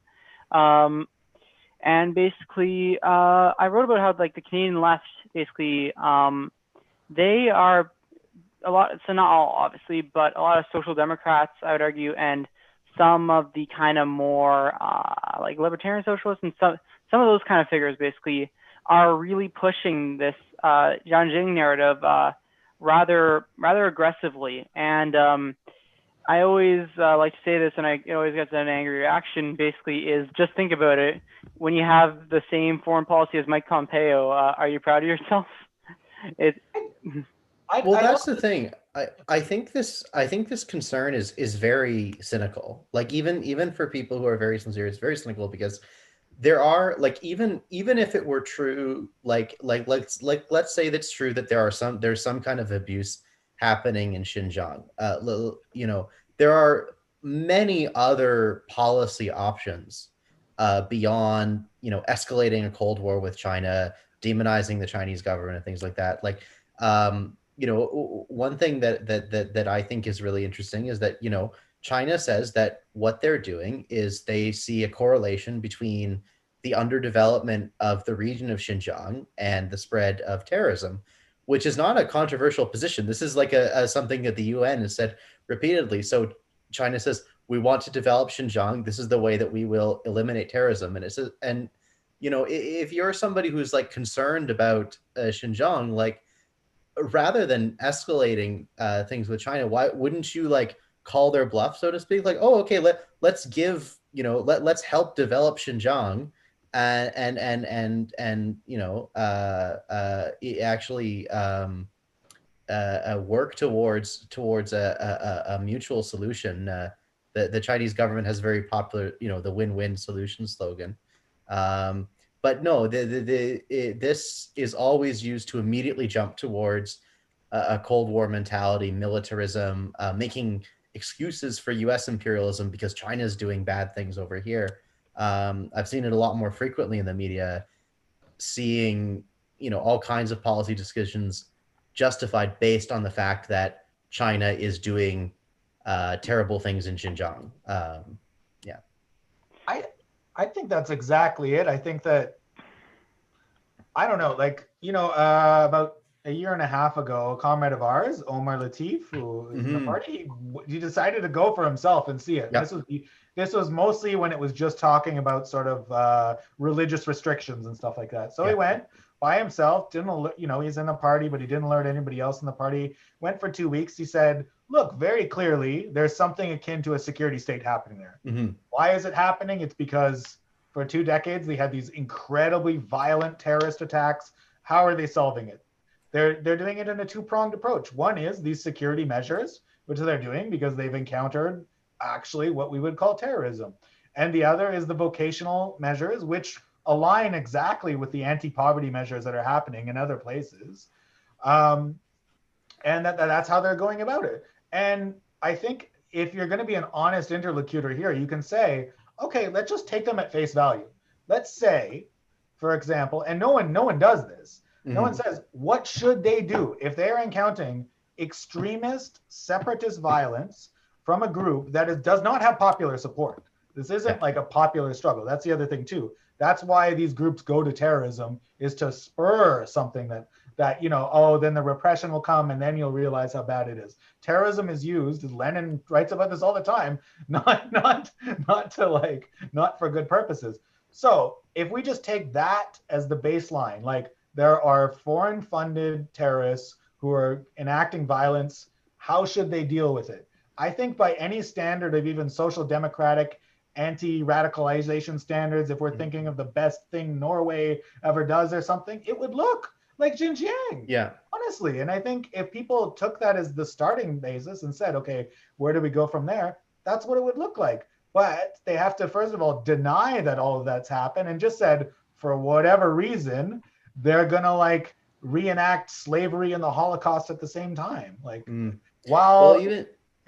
Even look at the difference in coverage from some of Europe's anti-radicalization policies, which are much more targeted towards like Muslim immigrants specifically, and are much more invasive in terms of their religious practice. Like the European anti-radicalization programs explicitly try to promote Muslim women to stop wearing the veil, especially in France with the burqa ban and stuff like that. There's a lot more restriction on religious practice in Europe's anti-radicalization programs than what I can see is happening in China. Sure, and I guess one of the things I wanted to mention about, I think it was talked about earlier, basically this narrative of basically, oh, we support the Chinese people, but not the Chinese Communist Party. Jay, Ken, Abram, whoever wants to talk about it, I believe there's some polling data that actually dispels that myth, and maybe we could talk a bit about the actual how the Communist Party in China works, so maybe people can get a better idea of that. Because I have to give credit to someone like Bay Area 415, who kind of really helped me in my educational process to understand what's going on with China. I think we can talk even more than just how the party works, because the party has sort of, let's say, a more, they have a more rigorous application policy of people getting into it because they have state power and stuff like that. But also, let's talk about something that just general radical liberal Democrats like, which is participatory budgeting, right? Within many of these major cities that are happening in China, they do participatory budgeting on a scale of $250 million. The citizens of that city determine what gets built. In Toronto, we do participatory budgeting. It's $70,000, so we can figure out we want a park bench here, we want some lighting here, some other lighting around the park here, and maybe a partial bike lane or something like that. Mm-hmm. Fundamentally, I don't think we can talk about how we approach the state or what we know about the party, because people just don't know. People don't know anything in Canada about it. So it's ridiculous. Even if we're on the left, like, we have these discussions. I try to read and stuff like that too. That's all coming through Western academics, stuff like that. Like, unless you really read Mandarin or you live there, like, let's not pretend that just because we live in a rich country that's an imperialist country, we all of a sudden understand what's going on any more than somebody maybe in rural China knows what's happening in Toronto. Yeah. They're probably even more informed actually about what's happening in Toronto.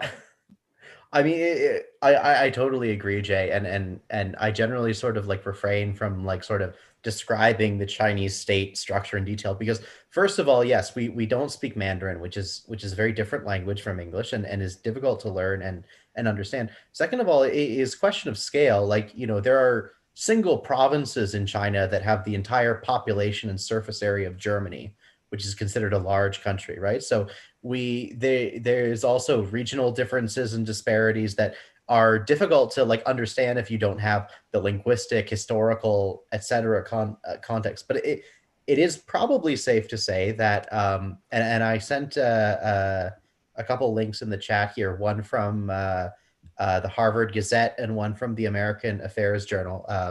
Pretty much the as much of the complete opposite of communist propaganda that I could find, that both affirm that there is strong longitudinal empirical evidence that the Chinese government is widely popular with the majority of Chinese citizens, and that this is mostly because they enact policies that are beneficial for Chinese people.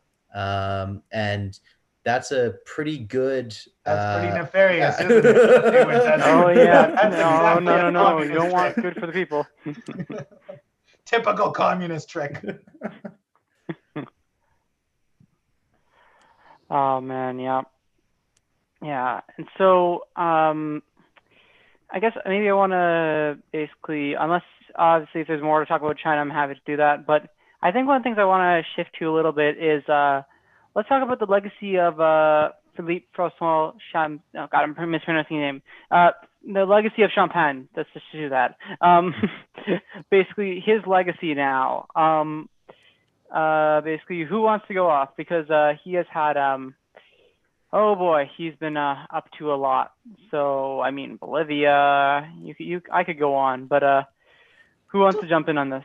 He just, I'll go very quickly. He just sort of got left with the bag of shit that Freeland left him with, right? He didn't, I mean, even I admit at first I was like, oh, this is interesting. He's considered more of a Chrétienite. He's, was considered a mentor of Jean Chrétien. There might be something a little different here.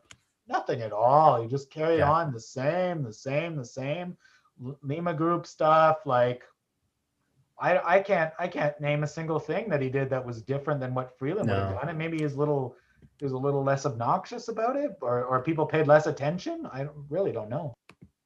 I think he exemplified the puppet status of Canada, the Canadian government in relation to the U.S. more than any foreign minister I can remember in a long time, especially after the latest thing was just about 2 weeks ago when the National Assembly of Venezuela sat and the Guaido was completely put out of the picture of the National Assembly. The European Union stopped recognizing him as the president of Venezuela. But guess what? He went to Ottawa, and guess who greeted him? Monsieur Champagne. There's a picture of it. So I think maybe it was Aidan or Eve Engler that wrote the article. When is Canada going to stop recognizing Juan Guaido, the pretender, as the president of Venezuela? It was really embarrassing. It's one of those days when it's really embarrassing to be Canadian. And I think that that's the legacy that Mr. Champagne has picked out for himself. One other thing we didn't mention while we were talking about China and Champagne is that, Pompeo just the other day mentioned that he was pulling out all the stops about Taiwan. The one China policy that's been the basis of relations between China and the US, and in fact, the rest of the world. That was the agreement in 1971, if I'm not mistaken, when the United Nations admitted China and China went in to become the official, the People's Republic of China became the official government and representative at the UN of China. And the whole world decided to recognize the People's Republic of China as the sole legitimate government and not Taiwan. Well, the Pompeo just pulled the plug on that a few days ago. He's trying to poison the water between Biden, any chance of Biden improving relations with China. But in any case, we'll see about that. But what was Champagne's role in this? Well, when the United States sent a fleet into the Straits of Taiwan, what sent along a military warship along with them? Guess who? Canada. So, I mean, there couldn't be a more servile foreign minister in the world, can there be, than Champagne? For sure. Yeah. So one of the things I wanted to mention, and this is some reporting I did basically, because obviously Rebel Media isn't exactly the greatest source, but they had an interesting basically FOIA request, I think it was, basically that showed that basically Canada actually, due to Five Eyes pressure, then that's the Five Eyes intelligence network, which basically surveils basically the entire world, and Edward Snowden, basically NSA whistleblower, basically talked about how they do not respect any laws at all. Basically, Canada's contributor to it basically does economic espionage. The others, well, no surprise, similar things and worse. Canada, no doubt, is just as bad as any of them in there. But point being, that arrangement basically was the key in actually blocking basically a winter training session with China. Oh, yeah. And right. I think it showcases kind of basically the legacy of basically of someone like Champagne and basically the Trudeau government in general. It's quite frankly, it's dangerous, it's pathetic, but it's also kind of predictable is the way I'd put it. Jay, I think you want to talk? Yeah, I just want to say, I mean, it's interesting that we're going through this with the second Trudeau, considering the issues with Cuba and China, two places where the first Trudeau, Pierre Trudeau, sort of articulated his independent Canadian foreign policy, right? Yeah. Which is that actually, Jay, I need to mention something. So Yves Anglaire did some great work on this, and I had it in the article. Canada actually kept good relations with Cuba at the request of the American president. Oh, yeah, just to make that clear, basically, Mhm. they kept that relations just for the purpose of basically spying, being a spying outpost. I don't know so much about China, but I could see that too. no, So of just course. I mean, yeah. it was Trudeau who sort of initially did those things. It was before Nixon went to China. It was Trudeau. I think it was even Yeah. like there was Yeah. about 7 years of diplomatic relations before Mhm. Canada and China. Even at one point, you know, there was farmers organizations going over to China. Mao Zedong was like, bring over a peasants representative. Trudeau was like, The Canadian peasantry. let's send somebody from the National Farmers Union and the NDP, I guess. So they sent somebody over there. But it's just interesting that things that are, I guess, considered, and Yves is right to like disassemble that, considered the legacy of an independent foreign policy, which, rightly or wrongly, whatever it was, actual Canadians took it as meaning it was representative of how we acted in the world. So, for example, the good feelings that we have towards Cuba is because working people from Cuba and from Canada met each other and exchanged stuff, and we're able to do that, and we're able to have those connections. Whether our government was doing that for nefarious reasons or not, those person-to-person exchanges happen, and they forge bonds that do affect our foreign policy. And now, under the second Trudeau, both of those two major Cold War relationships that sort of allowed that seemed like an independent foreign policy are being torn asunder just to like go full bore into this relationship with the United States, which is collapsing before our very eyes. Like, let's be serious. This is not, we're not dealing with like rural China anymore. We're dealing with a place that has wage levels at the height of Western Europe and growing. And like that for, I mean, one of the interesting things too, just I'll make this really quickly. Daniel Joseph was a member of the party who went to Britain, wrote this really good story in Vice magazine a couple of years ago about how basically the Chinese approach to media, which is considered censorship, blah, blah, blah, blah, all this sort of stuff, is, you know, to technology, basically developing their own technology. That was in the early 1970s. There was a Trans-Canada Computer Communications Network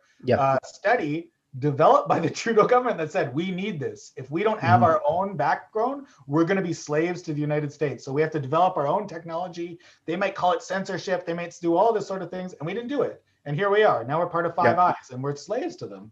Whereas China took that notion of technological sovereignty seriously. And now they have Huawei. And what does Canada have? BlackBerry? I don't know. Right. Research in motion. The point about the Chinese participation in war games up in I think it was Pembroke, that I think you missed the point, Aidan. There were going to be something like 6 or 8 Chinese soldiers participating in winter exercises. These are part of an exchange program between China and Canada. Yeah, you're right. You're right, actually. And what happened was the plug was pulled on that exercise or the participation of the Chinese by General Vance, I believe, who was the chief of staff of the Canadian Army, at the insistence of Washington. They didn't even ask Trudeau. He pulled the plug. Wow. Can you imagine? That's incredible. Your army pulls the plug on you. That's insubordination. But they got away with it. And Trudeau didn't say a word. And then General Vance reveals that they had pre-knowledge of an international assassination. And also, like, look at that. I mean, this is an important point, Ken.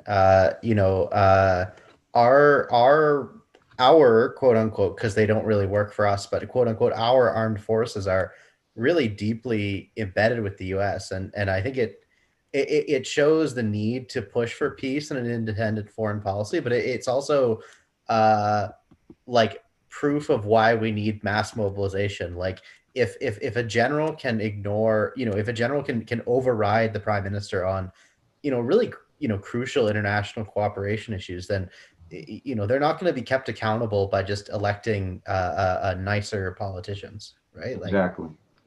Well, brothers and sisters, it's getting past my bedtime. So I'm going to have to leave.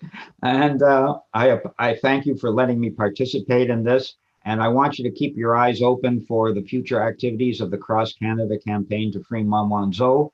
We are going to be having the petition ends in 2 weeks. If you haven't signed it, please sign it. You can just Google E2857. That's the number of the parliamentary petition. And we will have a second Zoom to free Meng Wanzhou around the time that the extradition trial resumes at the beginning of March. All right. Well, Ken, thank you so much for coming on. Very, very grateful for that. And let me quickly put on, Ken, your Twitter is now in the chat if people want to follow the work that you do.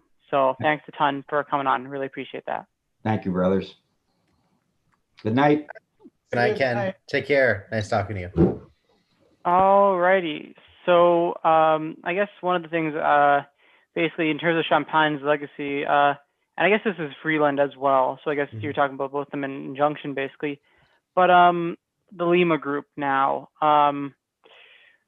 basically with Freeland, obviously Freeland was the one who was kind of key in putting this together. But can you talk a bit about what went on under basically the late era of Freeland as foreign minister, and a lot of it through Champagne's time as foreign minister, like especially like you think of Venezuela and Bolivia maybe in particular? I'll jump in really quickly. I think the more interesting thing about the Lima group is sort of its disassembly into chaos with the different governments that are assembled to it. That includes Chile, which has had like violent protests for to have the constituent assembly that finally Pinera gave into. Peru having similar stuff.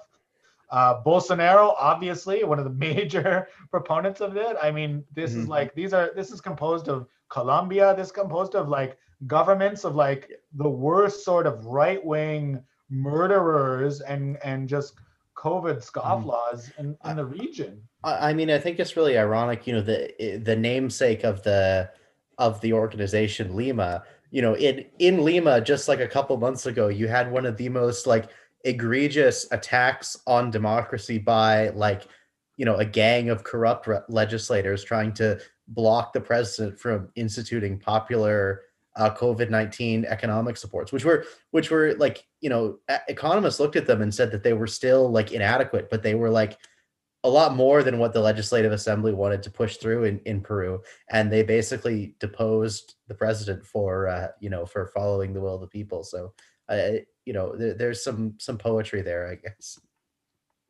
I honestly wasn't aware, actually, of basically that angle on Peru. Admittedly, the extent I saw was just the president got deposed, and there wasn't much talk about why. So actually, thanks a ton for filling us up on that, Abram. So I mean, he was basically like a generic center-right politician in Peru, but I think he had some sort of popular instincts and understood that you know, Peruvians were going to be very rightly outraged if there were no economic supports for the duration of COVID. And so he tried to pass some sort of meager redistribution and some income supports, and the even further right of the Peruvian political spectrum blocked that and shut him down for corruption charges, like very trumped up corruption charges, basically, which you know, backfired because then people started looking into these legislators' own corrupt dealings. So I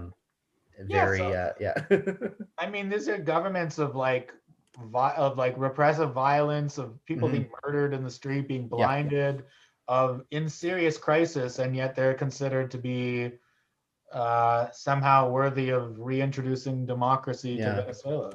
And I mean, like, there's been lots of cases of, you know, police brutality and vigilantism in Chile and Peru against protesters, but I think Colombia is probably the most egregious offender here. Like it is systematic state-sponsored paramilitary assassinations and things like that of social leaders and stuff like that. Yeah, there's, I mean, the peace deal that they signed in Havana that apparently Anami Paul, the Green Party leader's husband, worked on the side of the Colombian government. Yeah. Wow. Is a farce of an agreement. Like it's basically being FARC, the guerrillas who waged one of the longest guerrilla wars in the world. It's been them adhering to it to the letter with very minor exceptions, and the Colombian state and police and death squads associated with the Colombian state and the Colombian ruling class just murdering people, picking them off, murdering their families in broad daylight. So much so that, I would say prior to the peace agreement being signed, FARC was so heavily propagandized against that it didn't have that there was sort of alternating views. People, I don't know enough about Colombia, let's say, but my impression was that it wasn't necessarily thought of that well. But now it is so obvious that FARC and these former combatants are just who have done nothing more than just wanted to live in peace, are just being dragged out in the street and having their families murdered. That it's totally changed. It's totally swapped. So these are the governments that Freeland assembled on behalf of the United States, and of course Canadian mining interests too. I don't think we can talk about Latin America without talking about that. Have assembled in order to impose democracy upon Venezuela, and that's exactly what Champagne carried on with. I guess just at the time that Champagne was doing it, these governments were going through so much shit that the photo ops that Freeland loved so much weren't necessarily the best ones that he would be able to pursue, and of course because of COVID. Yeah, for sure. Actually, something else mentioned earlier, and something that I think basically was worth talking about. The sanctions on Nicaragua. Basically, I feel like I covered them a while ago, but even I've linked to them, and I don't think most people know. What's the deal with the Canada sanctions on Nicaragua? And maybe you can chat a little bit about the situation there. They've just basically followed what the U.S. did. The U.S. put through the NICA Act in the Senate 2 years ago, or maybe a little longer. Unfortunately, unanimously supported in the Senate, including Bernie Sanders, who once upon a time fancied himself something of a supporter of the struggle of the Nicaraguan people. So this is related to basically another guerrilla tactics that were used in a series of 2018 protests against the Sandinistas. There was students and other forces, including indigenous groups, motivated against the Sandinista government, basically to create a sense of chaos and political crisis. This is a country that was, up until the Sandinistas were voted out of power in 1990, I think. One of the more right-wing companies. This is after the revolution in the early 80s. One of the more neoliberal families came in, basically turned it back into what it was before, made it the second poorest country after Haiti. Finally, after that, the Sandinistas got voted again underneath Daniel Ortega, who's being consistently re-voted in again, basically established something like hegemony. Talked about that in the terms of Nepal and stuff like that. And a lot of that was to do with a certain amount of peace, let's say, with the business class and the Catholic Church, yes, but also the recognition that they had to develop something like a social state that also went along with regular employment, which wasn't there before. So they were no longer the second poorest country in the hemisphere. They are no longer just down there with Haiti. They went up quite a bit, and they became incredibly safe, like one of the safest places ever to go around. Probably Cuba, and then Nicaragua, I think, would be one of the places to travel. I think Abrams traveled more in Central America than I have. I was in Central America, actually right around when the sort of unrest in Nicaragua was first brewing. And I tried to get a bus to Managua, but I was in El Salvador, and the bus line that usually runs from El Salvador to Managua wasn't operating for the duration of it. But yeah, I mean, this is anecdotal, but even talking to a lot of people in Central America, like Guatemalans, El Salvador, Nicaragua is the envy of the region in a lot of ways, because it's regular employment. You're not going to get robbed if you go to the supermarket, just very basic quality of life improvements accomplished by the Sandinista government. And Cuba's the same way, right? Yeah, and even one of the bigger things, one of the more startling things I saw, especially considering regional stuff, was just trust in police. That people actually would trust that you could figure the police as uncorruptible, not there for repression or something, that you could go in, and that's what contributed to a lot of the sense of safety. I know we're supposed to say all cops are bastards, whatever, blah, blah, blah.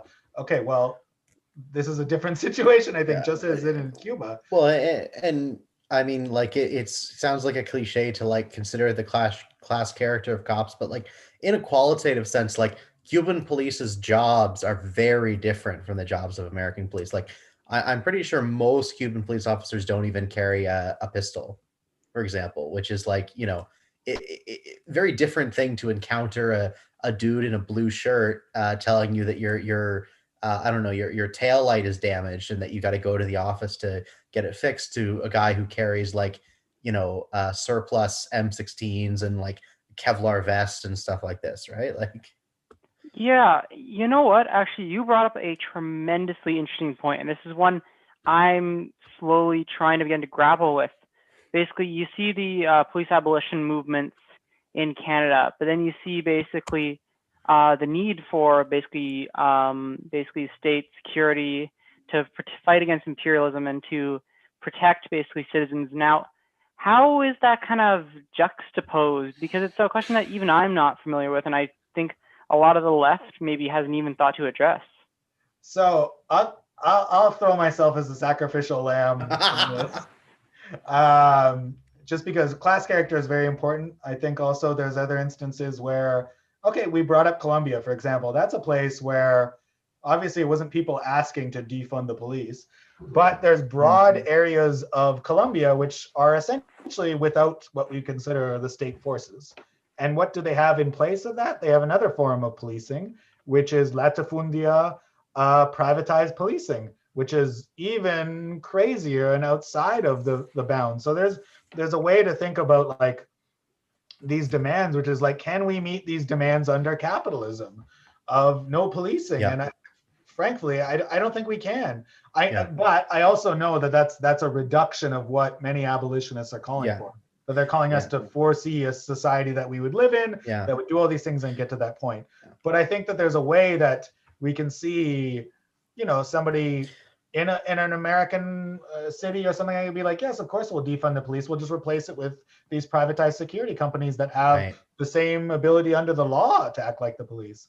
So I think there's that, and then also I think that frankly, I'm a communist, I'm a socialist. I believe 100% in the right of a socialist country, especially under our current system of global capitalism, to defend itself against subversion, which unfortunately happens, and against violence. I think so. You need police. Yeah, and I think like on this point, I think no member of the Communist Party of Canada, for example, or communists in general is unsympathetic to abolitionism and stuff like that. I think it's a goal that we empathize with and share some long-term objectives with. But from our perspective, yes, it's good to imagine the ways that we can live without police and without prisons and stuff like that. But then you reach the question of qualitatively, how do we get there?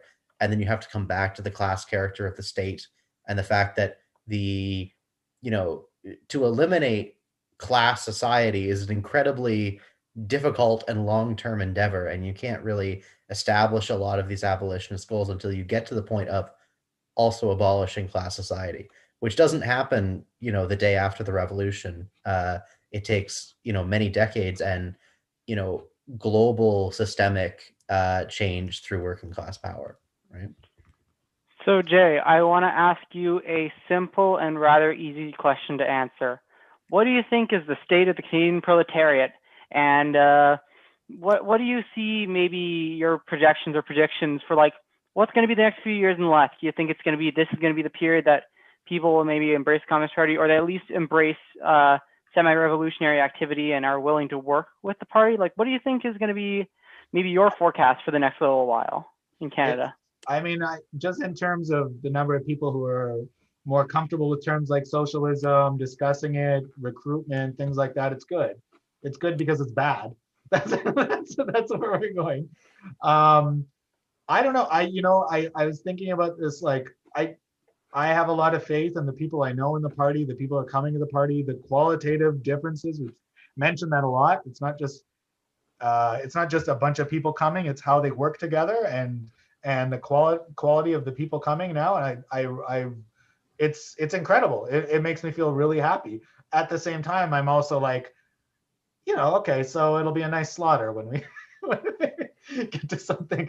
But no, there's a lot of things I'm worried about that we're just so far behind. I think about how fundamentally incompetent all of our governments have been about COVID, how much of a stress that is putting on people who have demands, and about how, for example, this vaccine rollout, I don't think it's going to be done well by any of our governments. It's already a disaster. Yeah, which plays directly into the hands of this QAnon anti-vaxxer stuff, which has ready-made, very quick answers, which have been supported by an infrastructure of like crazy right-wing media, funded at the highest levels, National Post kind of stuff, for decades, that has all these Facebook groups, all this sort of stuff. Maybe they don't organize in person right away. Maybe they don't know about that, but it's all out there. It's just, every misstep that our ruling class makes, and they're going to make a bunch because they're not incompetent, they just can't think beyond profit, is unfortunately,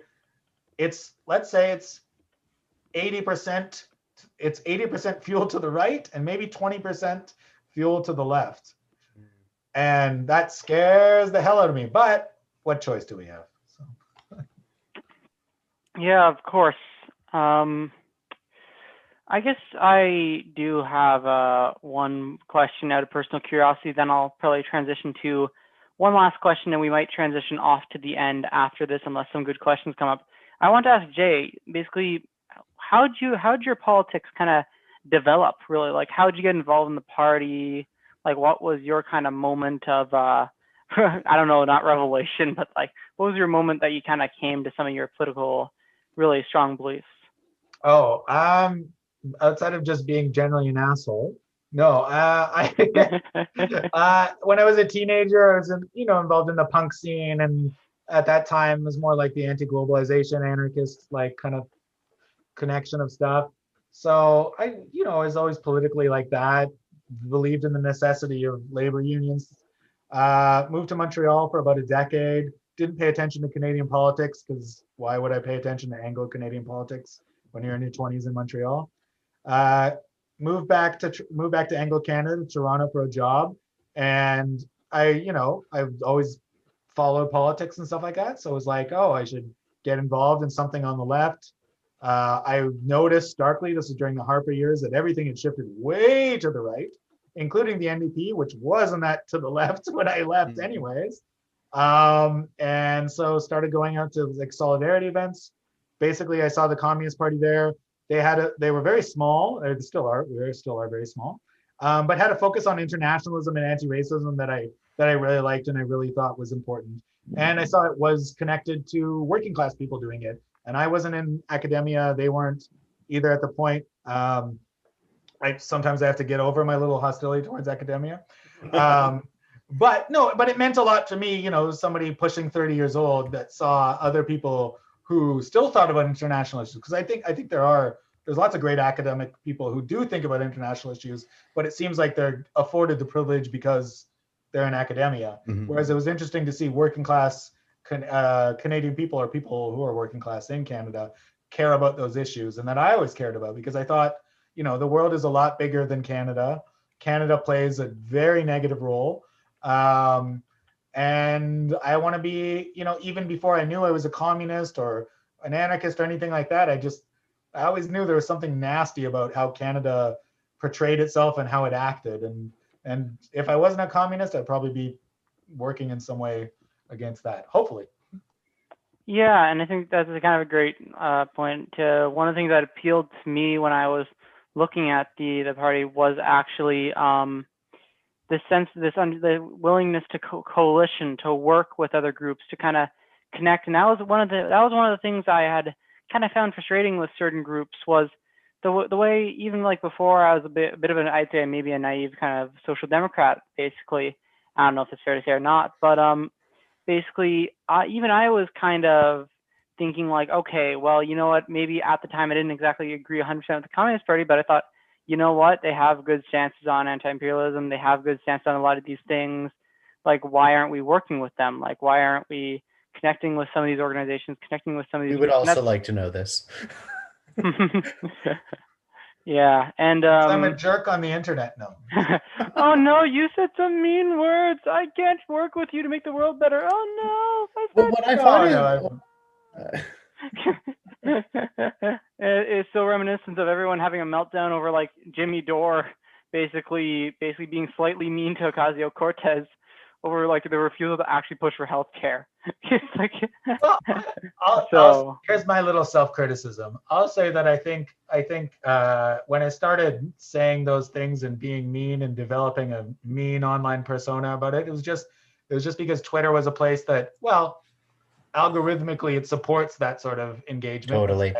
Yeah. But at that time, 2014, 2015, there was not anybody who's communist, socialist identifying on the internet. So it was a massive echo chamber where you could just be like, we hate the NDP, we hate this stuff, and not consider about real questions that I think are coming up now that are pushing against me as a person, I'll say honestly, which I have to deal with, which are like now that things are becoming more serious, that there is a nascent left developing that is independent of just people on the internet, that gets into the real world, that gets into their own party and organizational commitments. How do we actually work together? How do I let people know I'm joking or stop joking?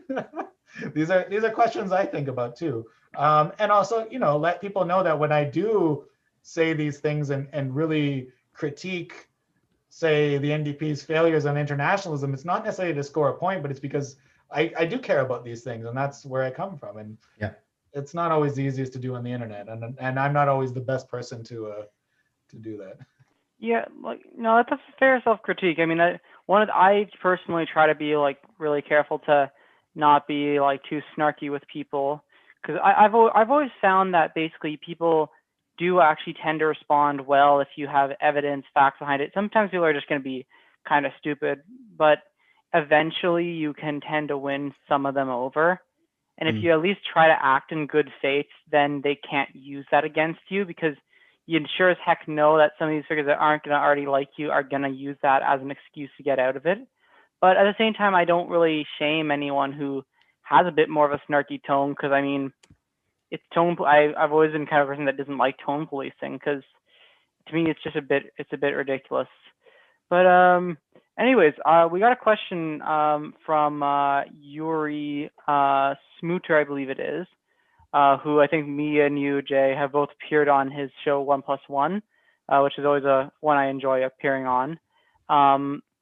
He says, do you two think basically that there is going to be any stopping or cooling down of the anti-Russia hysteria, as well as maybe the war for oil and mining in Venezuela? Or do all of us think that it'll go on full speed ahead with I don't know, a little public opposition, but maybe from like the NDP or some of those parties?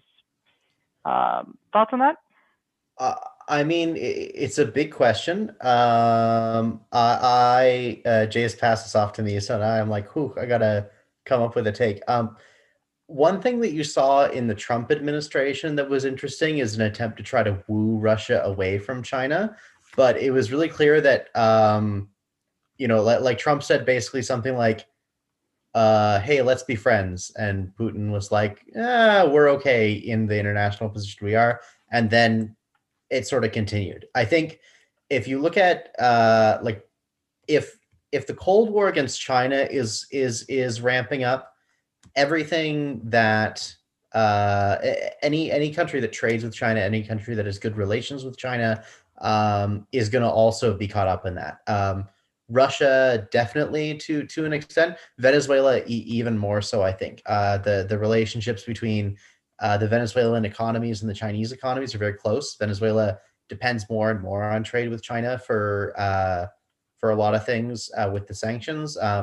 There are party to relations between the United Socialist Party and the CPC, as well as the Communist Party of Venezuela and the CPC.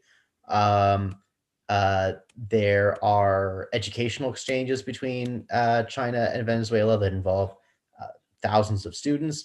These are sort of deep material and ideological ties that I think the ruling class already doesn't like Venezuela, and that includes the sort of center left political class, and I think that will only increase as Venezuela becomes an important ally of China in the Americas. Yeah, that's been one of the most encouraging things I think recently, is that basically you're seeing a real solidarity basically between basically, like, you see Iran, Venezuela, like Iran, China, and so forth. You know what? This came up to mind. This came up to mind. I mean, it's a bit one out there, but it's one of the ones that I think is kind of misunderstood on the left. North Korea, basically.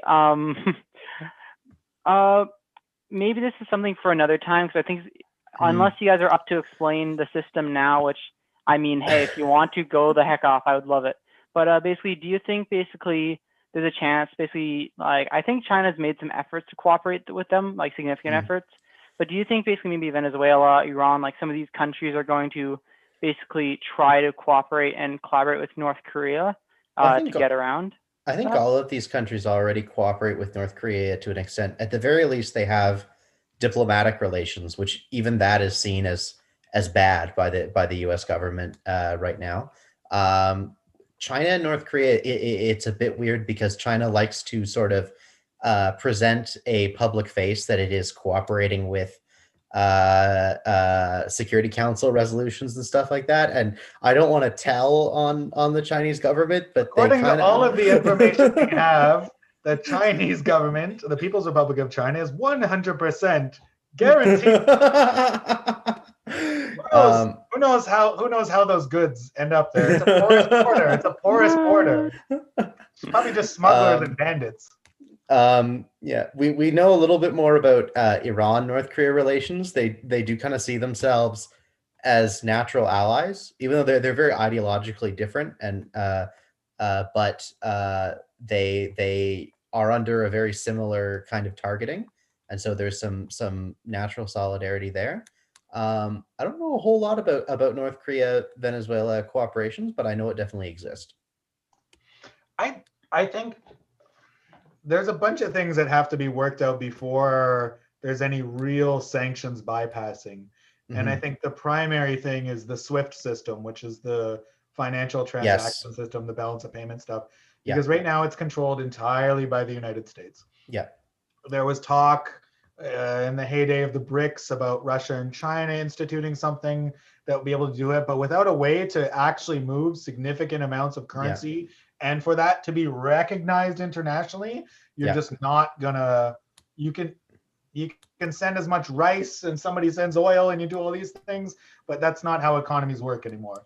And so until the financial system is going to be broken, and maybe we're seeing the beginnings of this with the comprehensive investment agreement with Europe and the People's Republic of China, maybe there's some sort of hope there or something like that. But until you see it, it's always going to be in this shitty situation where there's some dark exchanges happening and stuff. Yeah. But as you know, China's a powerful country, but could it like totally like if it wanted to be an asshole and totally circumvent certain, sanctions that like financial ones, not just the shipping stuff? It couldn't. It just couldn't. It doesn't control the financial system. And I think just one last really quick point I'll say is that Ian Goodrum, who is a CPUSA member, lives in China, writes a lot about it, works at China Daily there. He mentions, and that's like sometimes we get in this little like, let's say hopeful period where it's like, look at China, they're doing so much, they're doing so good, blah, blah, blah, blah. And yes, and yes. And that's hopeful and that's wonderful. But at the same time, the US is still the dominant linchpin with Europe and the UK in this financial system, which can crush anybody they want. And it might take a little longer to crush them. It might take a little while, but if they really want to crush them, that combined with military power, they can do it. Totally. Yeah, for sure. It's definitely not an easy state of affairs for sure.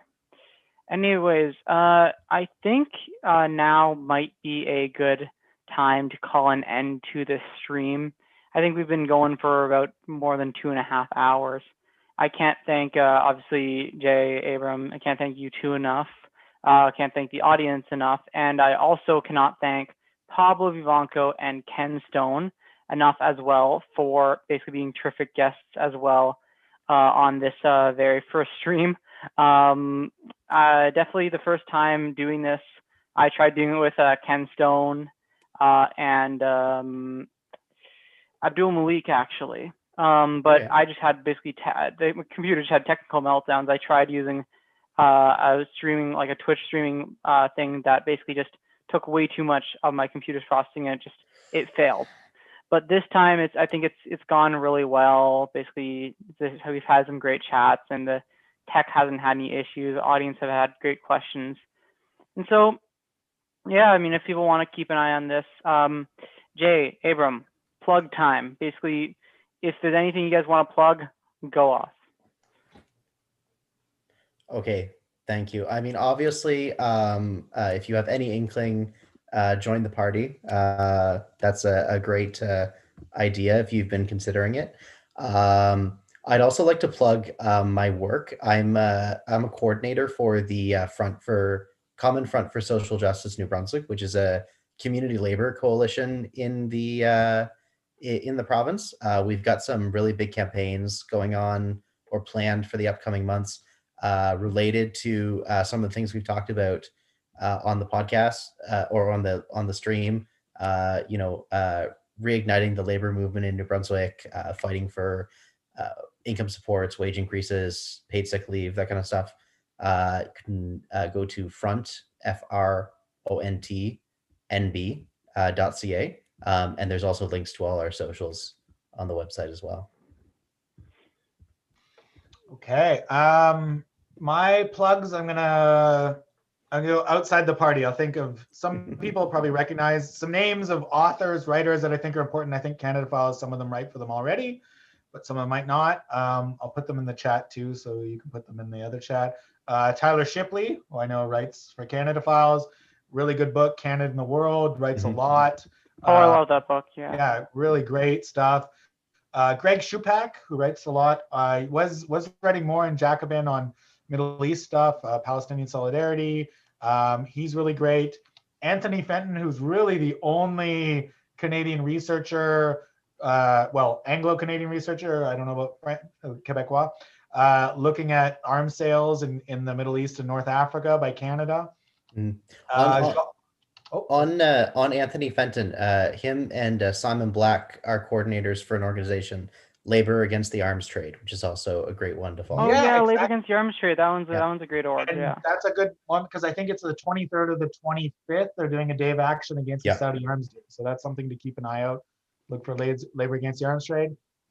Two final names: Jacques Powell, who wrote The Great Class War and Big Business and Hitler, two really good books about and The Myth of the Good War, about early, send it to your History Channel loving dads or uncles. You're saying Jacques Powell, was it? Yeah, Jacques Powell's. I'll put it in the chat here. Sure thing, yeah. Pavels. I don't know the pronunciation. There we go. Okay, I was just searching up. I mean, this is new for me too. So. Yeah. And then the final one is Stephen Gowans, who, if you want to get a view on like how the DPRK was developed, also how the South Korean economy was developed in concert with it and against it, using some of the techniques that the North Korea used to develop itself, but under a corporatist model because of American funding. He wrote a really great book about the DPRK, also one in Syria. He's a great author to look into. And somebody mentioned Richard Sanders, Coalition Against the Arms Trade. Oh, Richard Sanders is terrific. Yeah.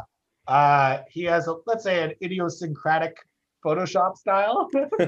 Yeah, his style is definitely very unique. I think that but his research is like impeccable down to the footnotes, down to everything. Oh, it is. It absolutely is. I have so much respect for the work he does. If you want to make yourself seem cool and fun at one of the illegal COVID cocktail parties that you're going to with your anti-imperialist friends, read Richard Sanders. Yeah. Okay. Yeah. So I guess I was gonna say last point. Richard Sanders now I'm hoping to have him on maybe the episode after next in terms of podcasts. There's going to be one recorded tomorrow, another podcast episode. There's enough to talk about there, but I want to do a special episode with him. And I've reached out to certain outlets basically to see if I can interview Richard basically about that thing, about that piece, the whole report he did for some of these other places. So hopefully there can be more awareness about that report and that work there. So I really do have tremendous appreciation for his work. And Anthony Fenton, basically I had to reach out to him about writing, but he's a busy man. He's a busy man, of course. So basically maybe someday in the future, there's a partnership there, maybe waiting to happen.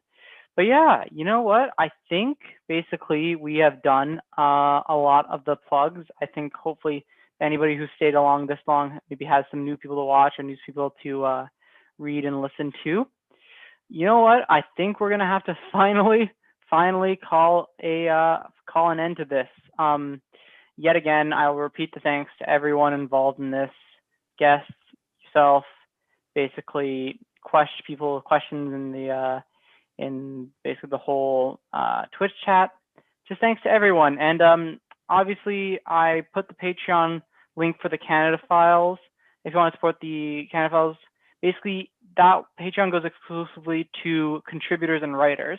And I have a separate, basically also operational costs because running a site and running these podcasts costs money.